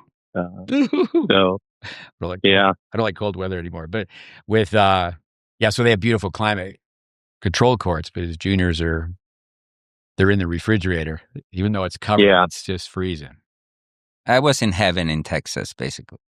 That was a vacation for me. But court time, it's hard for a kid up north to get that many hours, right? Yeah. So courts are all booked. Go from contract time to then junior programs. They're and I think one of the biggest complaint of parents that are at the club where I work in the afternoon with the juniors and Marcus Lewis is that, they don't have enough time on the courts, free courts, to have their kids practice on their own. Everything is booked with programs, because that's how you make money. So a free courts are hard to find. At MIT, where I work in the morning, they have made some changes to allow for some more free time for people to book. But otherwise, between the teachers, the contract time, there will be very little time. So it's definitely an investment. And I think the only way that they can do it there is to go from club to club and go to many places. I think that in New England, worse than southern states is that because of the weather, the parents are carrying the kids everywhere. So the parents are scheduling everything. One, the court is an issue, but the weather is an issue. But that culture is one where, the kids are not independent at all. They don't have a free-thinking mind. Part of it is the culture of the courts, but part of it is what we are in today. I remember yesterday when a young man left, I said, try to do things on your own. Schedule your own time. Try to go hit against a wall. Call somebody to play. Well, if you have no court time, it's even more difficult, to have that type of mentality. Southern California, I remember Mark saying that that's even kind of starting to go away, where they have all the courts all the time, all the nice weather. Mark Walpole. Yes. Another tennis techer. Yeah. With being creative too, like say if you have a garage and you put up a piece of plywood and you could just hit with a foam ball. Dave, I know you're going to have to jump off, and we're actually doing this during the morning hours. Our group went to the top of the mountain and did an outdoor workout, beautiful scenery, and now they're on court. But why don't you ask Frank a couple questions before you have to run away? Yeah, well, Frank, it's been a pleasure getting to speak with you today. And what would you say, time flies quickly, probably outside of stroke production, outside of maybe the art and science of tennis teaching, what would you say the single greatest thing that you think has been an impact on you from your experience as a student at Tyler Junior College's tennis tech program? Let me think. Is for Tyler Junior College. Just thinking about that. He's Italian. He makes great spaghetti. He made spaghetti for us last night. Great cook.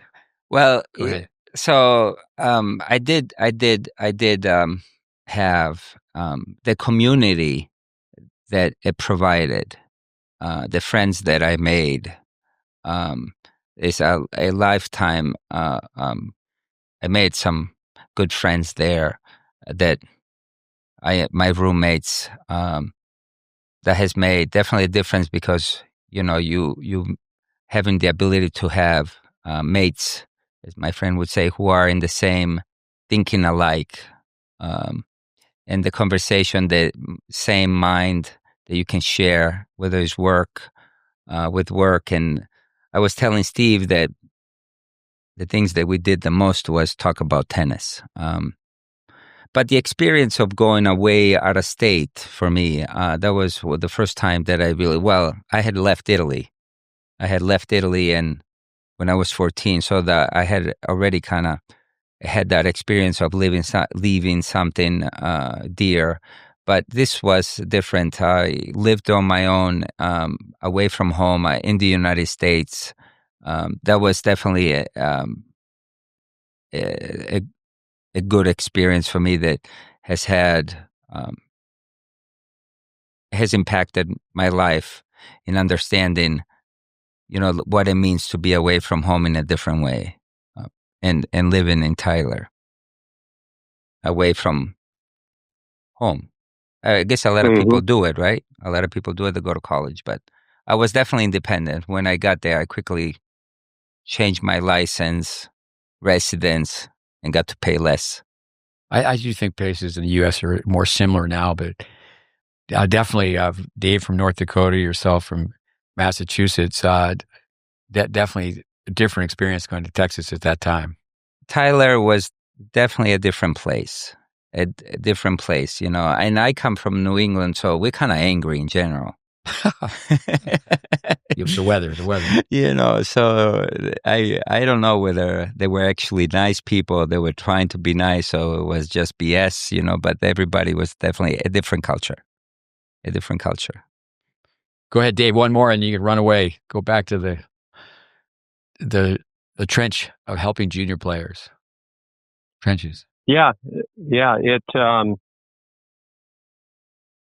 If I like to ask this question of everyone, right? We did it the other day with Trey Phillips, who came by to visit, and if knowing what you know now, Frank, and you can go back and ask yourself and tell yourself a couple of simple things that really would have maybe helped you get down the road further or quicker when you were 12, 13, 14. What would you look yourself in the eyes and as a person at your age now and tell your younger self? I would have asked myself to surround myself with a better selection of people around myself. Mm-hmm. Yes. I think that I was definitely a free-range chicken. I like to say my mom was in Italy, my dad worked all the time. So my choices were not always, I didn't have much guidance. So I think I would have, and I tell my son, be careful who you have around you. I would have made better choices in the people around me. That's what I think I would have. That's great advice. And yesterday, as I mentioned, it was a challenging day, but I called mom and dad and said, listen, this is going to happen with or without you, but I want you to know it's going to happen. And I had the program circled on my court and talked to him about toxicity and how, I'm not going to allow a junior tennis player to come in and make the environment that I've kind of given my life to toxic. So I'm very happy getting them applications to our neighboring clubs, programs, whatever. Good kid. I used to coach his dad, actually. He's legacy. His dad was in the program and became quite a player. Got to the U.S. Open in doubles, actually. But I told the parents it was coming. They fortunately gave me their blessing, but it was going to come either way. And I had the kids stand up in the middle of the circle and make an apology to the program because of the way he's infected others around him. And so I'm giving him, that was the warning shot, and he'll get one more try at it. But I don't think that people realize the impact of what you just said. You will get infected. It'll be like crystal clear water with a drop of ink being put right in the center of it, and that bucket of water will be blue within no time. And I think that's a huge mistake that people are making now. And to Steve's point about all of the anxiety and the depression and all of these factors that we're seeing, it's not just the physical contact with that circle anymore. Now with phones and social media and all of that, many of the things that these kids are putting in their inner circle aren't even human, directly in contact. And I think that's a huge factor in why we're seeing a little bit of this challenge in today's youth. the analogy. That's great with the bucket of water and is a drop of ink. With a word that's gone away is rotten. My mother used to say, "That's rotten. That's a rotten thing to say." And one rotten apple ruins the whole basket, the whole bushel of apples. So, yeah, Trey Phillips. Was that clip put on your Instagram, Dave?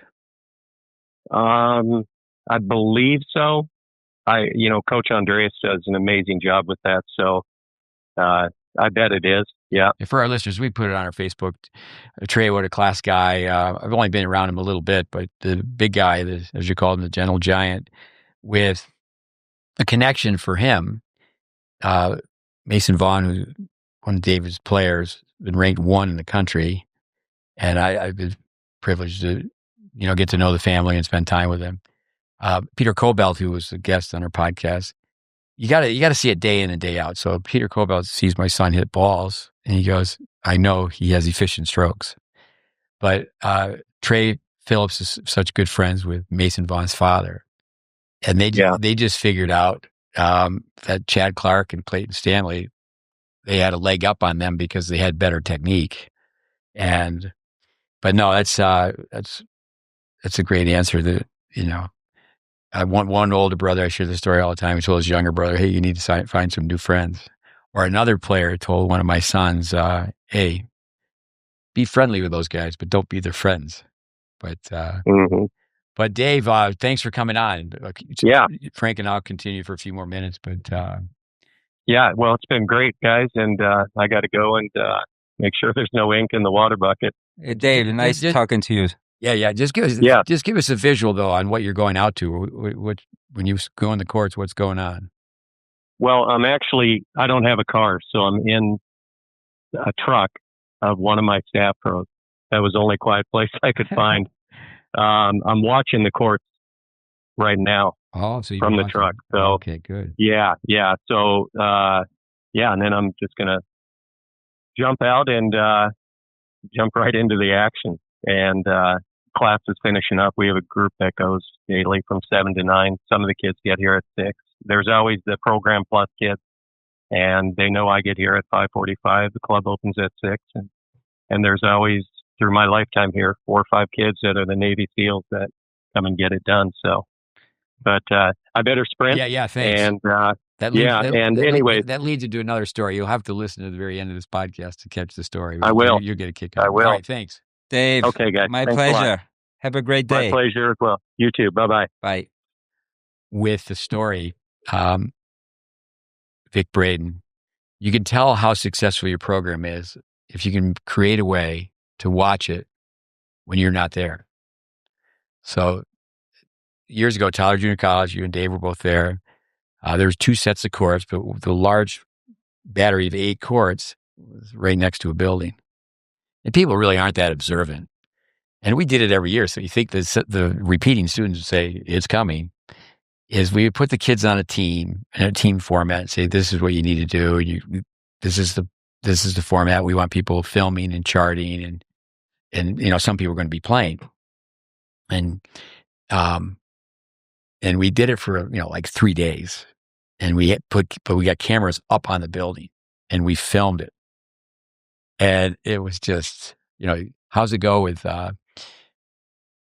comedy is tragedy with time. It was just such a waste of time. I mean, people left. People were sleeping on the bleachers. Almost nobody was charting. It was just total chaos. But let me ask you this for our listeners. So many of them live in places like yourself where you don't have good outdoor weather year round.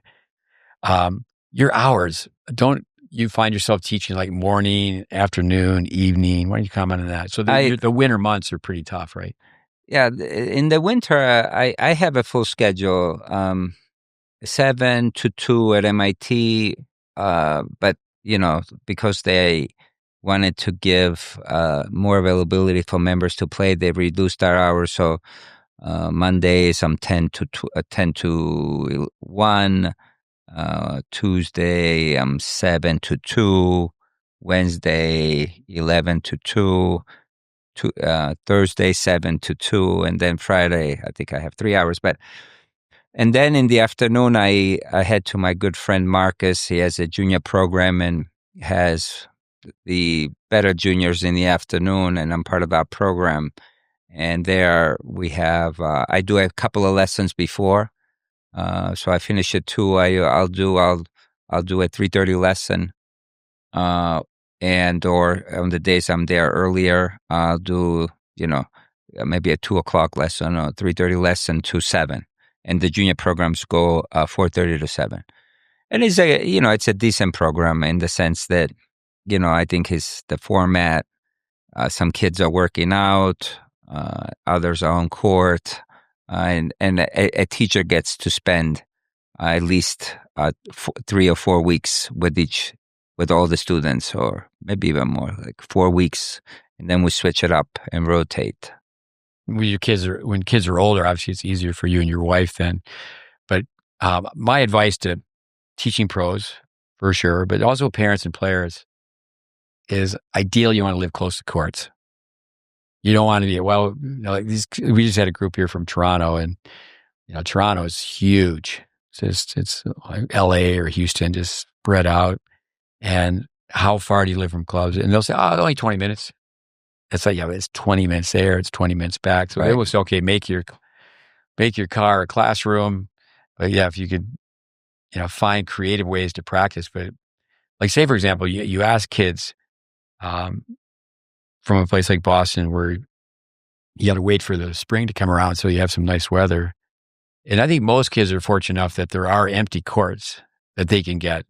And I say, well, if you're there at sunrise, and we do the tiebreaker test and feed balls to each other. Can you hit targets? And but so your summers are different than your winters. Yeah, my summers I work very close to my house. MIT is really like 15 minutes from my house. I live in Newton, but then Acton is quite far away. It's 20 miles, so that's a tough one. And Route 2 in the afternoon, people are already starting to go, so the traffic is very nasty. But yeah, and the summer I'm very close. Some courts near my house that I go there. But going back quickly, speaking of wintertime, the pickleball players play all winter. They'll shovel the courts. They shovel the courts. That's good. And they're tough. Pat on the belt for pickleball. They're tough. I have to ask you now, though. Tell the listeners, why are you an angry pickleball player? Well, because I love to compete. Yeah. I love to compete. So, and I am demanding of myself. So I'm serious. I love it in the sense that I love to compete. I love to challenge myself. So any chance I'm out there, I have what they say, the game face on. A lot of people, many pickleball players are not necessarily, unless they've done other sports, they don't understand what that means. The level of competition or being serious.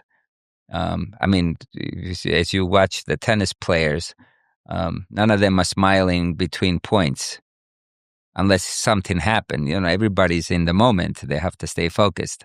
So compared to many of the other pickleball players, I'm definitely, plus I am a bit hot-blooded, so I get angry at myself at times, but not enough to ruin the situation, But I'm trying to slap my thigh and go, what the heck, Pay more attention. Why did you make that move? That was so dumb. That's one of my, or watch the ball. Let me ask you a couple more questions and we'll sign off here. No, thanks.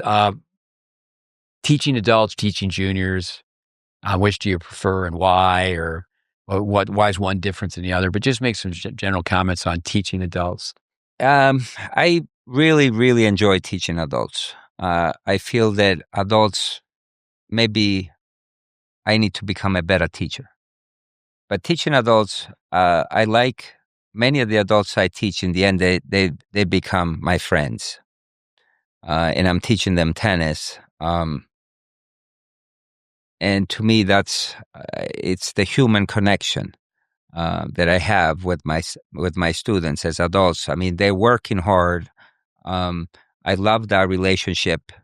A lot of them are privates that I have with adults. I do have a few groups but definitely, the level of communication and retention and understanding of what I'm communicating. They seem to understand more what I'm communicating. But that's why I said perhaps I need to become a better teacher and get my juniors to. Sometime I feel I lose my juniors, in the sense that they are not quite getting it. And I understand it's difficult. What we're teaching is not easy. It's so easy that it's hard to do. For example, teaching a volley, right? Just put the racket there, but the brain wants to do more. Can't do that. It has to. And then, as you say, it's like catch a ball. Would you catch a ball like this? Would you swing at catching a ball? Would you put your hand there? But I remember I use your joke often. I give them a racket and say, or no racket in their hands. I say, you look at you. You're very smart. No, you're a dummy. Yeah. I love that. Not to embarrass, but to say this is what this game does to you. To break the ice a lot of time, so that they know that this is not an easy. I think the juniors don't get that as much as an adult. Well, you're very gracious in saying that. That comes from me. That comes from Welby Van Hoy. Well, whoever, but like I said, I steal everything. Welby, when they pick their racket up, they reduce their IQ in half. Yes. With parents, my parents used to say this. Those parents are making a fool of their kid. Of course, there was many times where I was the fool, his foolish behavior. With my friend who's here, he was going off to buy some things at Home Depot or Lowe's today, and he was leaving. I said, "Hey, don't embarrass the program." He kind of looked at me. I said, "I'm just agitated. I'm just giving you a hard time." But my old man used to say that, leave the house, you don't embarrass the family. But with that, what advice do you have for parents?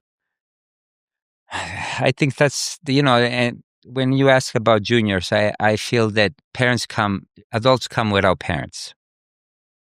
And my joke to them when they do something well, I say, I'm going to write a note to your dad, or, tell him. He goes, "Oh, my dads are in heaven." Well, I'm going to tell him, you did a very good job today, to my adults.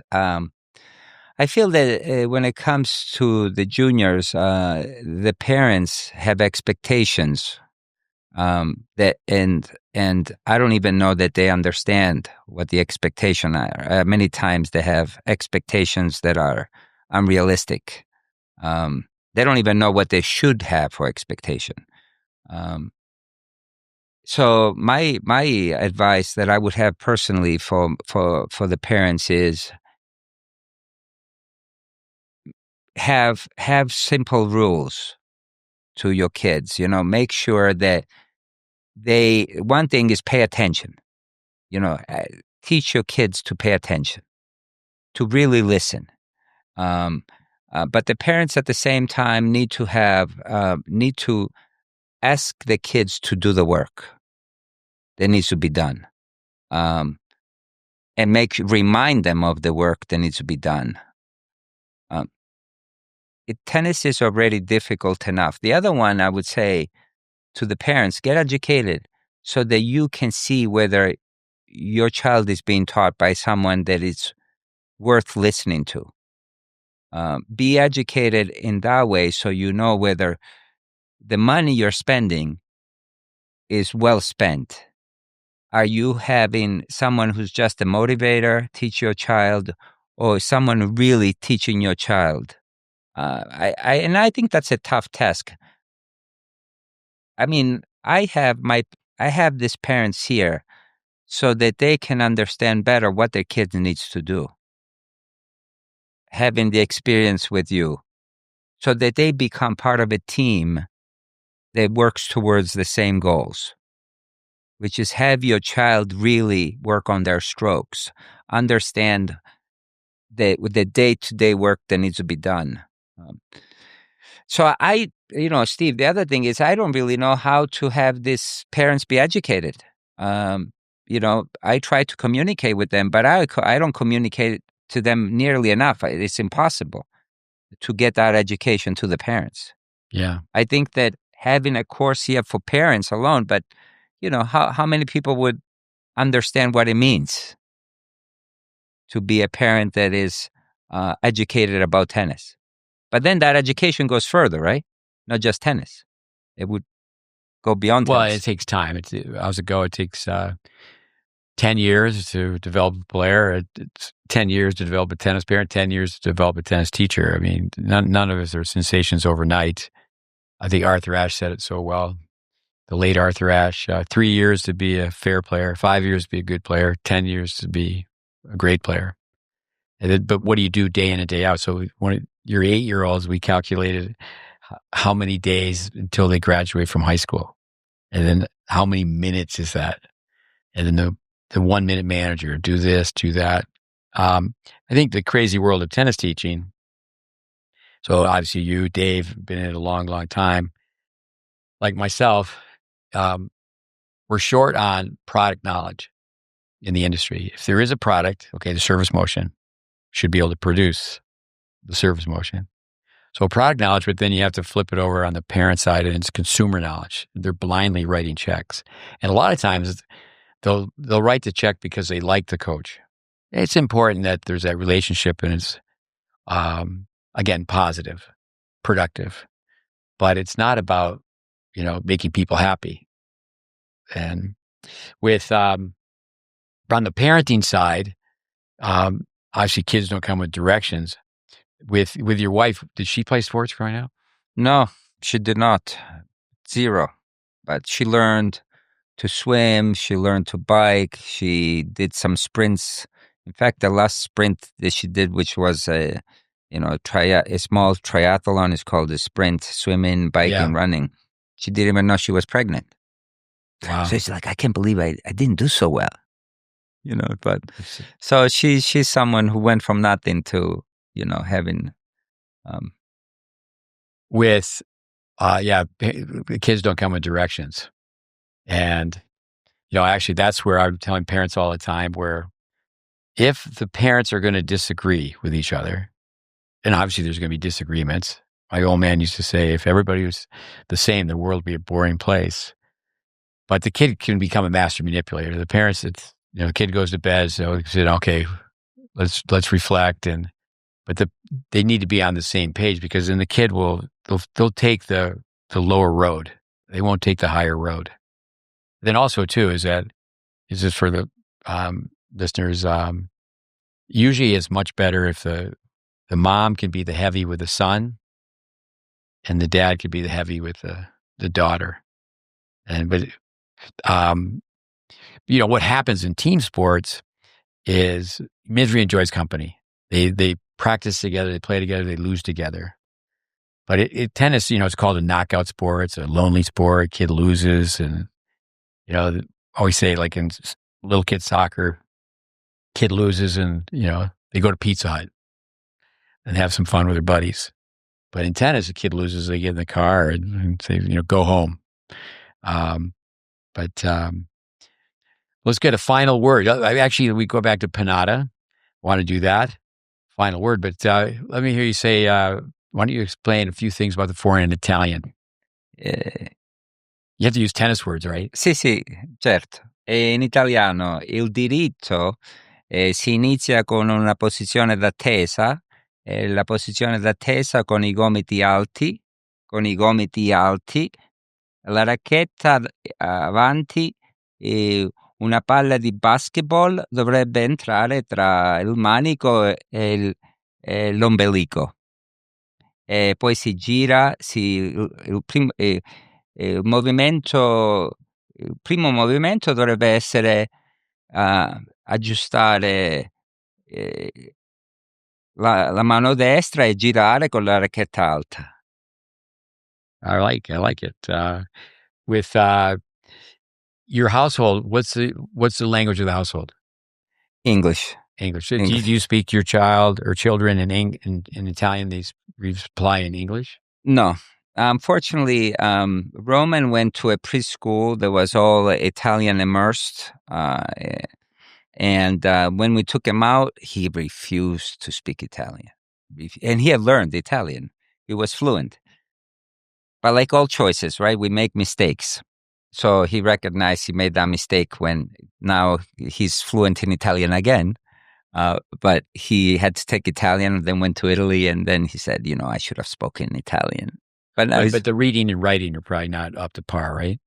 well, he's in school, so I'm not quite sure. I haven't followed that, tell you the truth. I haven't. And your wife, your kids are trilingual. Yes. So they speak Spanish and they've taken Spanish. My daughter speaks Spanish a bit better than my son. Has done more work with the Spanish language than my son. With that, with Aaron in the back is bilingual. He's helping Yvonne out today, and so many kids. I've told so many kids, their parents will speak to them in one language and they reply in English. And they shouldn't do that. The word is fluency. You can get their attention. I spent so many years in Florida. A lot of kids are speaking Spanish at home. They leave the household and they're speaking English, and they become fluent. And that the myelin, the smoothness, the speed of movement. But what we're looking to do is be fluent in tennis. And you get kids' attention. Say, well, you met somebody. They're 35 years old. You have a lot of people visit, and they're not fluent in English. But that fluency just comes from reps. I have to say that as I was explaining, I forgot the word wrist in Italian. So that's how slow I am. I've been a lot of places. German is the only place I can be where I have a clue what the translator's saying. Handgelenk, what a word. But let's go back to Panada with maybe your wife will listen to this podcast and she'll put up a poster. Panada is a handsome man. He tells stories. What's one story that would be PG for our PG podcast? Well, he tells the story of being Panada, and he's playing at a tournament in Italy. I don't know if he's in Rome. It might have not been in Rome, but he wants to buy a motorcycle, and he goes to the store and tells. I think he goes a few days before and tells the owner, "I want this motorcycle," and the owner says, "Oh no, it won't be ready. And it will take longer. They don't recognize who he is." And then somebody recognizes who he is. And then, by the end of the tournament, he has the motorcycle. And he tells the story how he's, their words in Italian, like he's in his shorts, he's finished. He has to drive like 5 miles. He has to drive about 2 or 3 hours away, and starts out after the tournament is maybe mid-afternoon, early afternoon, and he's got his shorts on, and he uses the word figo, which is like, I'm a nice-looking man with with the motorcycle. And so he's driving off, and he's driving along, and it's getting colder and colder and getting later, and he's now starting to suffer on the motorcycle. And and he thought it's going to be so cool. It almost reminds me of me and Chris riding back on our motorcycle from Tyler to Boston. We thought it was going to be cool, except that it rained for 3 days. Tell the listeners, Chris Matthews, my roommate who's in England, and, he's a great guy, yes. And so he's riding along, and at one point it got so painful that he's trying to buy this old man's cars. They stop, and he has a Fiat 600, which is like an old car, and he's begging the guy, "I'll buy your car. We'll trade. You have my motorcycle," which was worth a lot more. The guy doesn't go for it, and he has to suffer through it and make it to wherever he had to go. And it was a horrible experience, but he's such a good storyteller. I'll just ask one question. What's the Italian word for sewer rat? Oh, sewer rat. Wait. Oh, God, you put me on this. You think about it. Is that Harold Solomon? Yes. Like myself, 5'0", little guy, shorter than I am, but obviously legs that... I got it. You got it? Sorcione. Say it again. Sorcione. So you have to respect the pusher. Solomon... father had to make 1,000 balls consecutively 3 times a week. he came to visit because his grandson came to be filmed. And I remember Roberto Callas said, being a South American, what about Vilas? And he just said, oh, Vilas, I had a winning record over him. Then I remember, I think he said he had never beat Borg. But that's, and he obviously was one of the best players in the world, top 5. But that was Panada's word for him, right? Say that one more time. Sorcione. But that's respect, really, because I mean, this guy is going to be tough to beat. Right. And Panada tells the story of Solomon at the French in the finals, and they're both kind of in their underwear, getting ready to change, and Panada, they're both in front of the mirror. Oh, actually calls him over. He tells the story and says, "Come over here." And they stand next to each other, and then they look each other. He looks at him and himself in the mirror and said, "You think you're gonna beat me?" Because Panada is like 6 feet tall, and he said that Solomon never forgot him, forgave him the for intimidation. They used to say about Jack Nicklaus. He won 18 majors, lost 19, and runner-up 19 times. Old Blue Eyes, you just come in the locker room, just walk around, look at everybody. It was like the shark. They're going to eat you alive. Yes. But with, I was in Boca. It was a tournament, Bill Reardon tournament, and Solomon was being interviewed, and he was so tough to beat. It was a live interview. So Nastasi pushes him over. So now he's being interviewed. He goes, don't talk to Solomon. What he plays is not tennis. You need to talk to me, Rosewell, Lieber. Now that is tennis. But, the Bud Collins called Solomon's backhand the Solly slop. But keep the ball in play. But the respect the defensive specialist. So many things. But Frank, it's been great to have you on. Great to have you visit. Love it when you come. When you see Frank coming, you know it's going to be fun. Always got a smile on his face. Pied Piper, people just instantly like Frank. And no, I think the students you have, I know some of them just give a few lessons to, but they're taught really well. Like say Gus and thank you, and Henry are hitting the ball really well. But then, there's still a few little things. When you get that video rolling, it's like, yes, okay, boys and girls. And I'm so excited for that. Yeah, check your ego at the door. Yeah. There's a few details that could still be ironed out. Right. All right, Frank, buddy, podcast, I think 246. Dave Anderson, thank you very much. Listeners, thank you very much. Aaron, Yvonne, wave goodbye to the camera. Adios, amigos. Thank you, Steve. Yes, sir.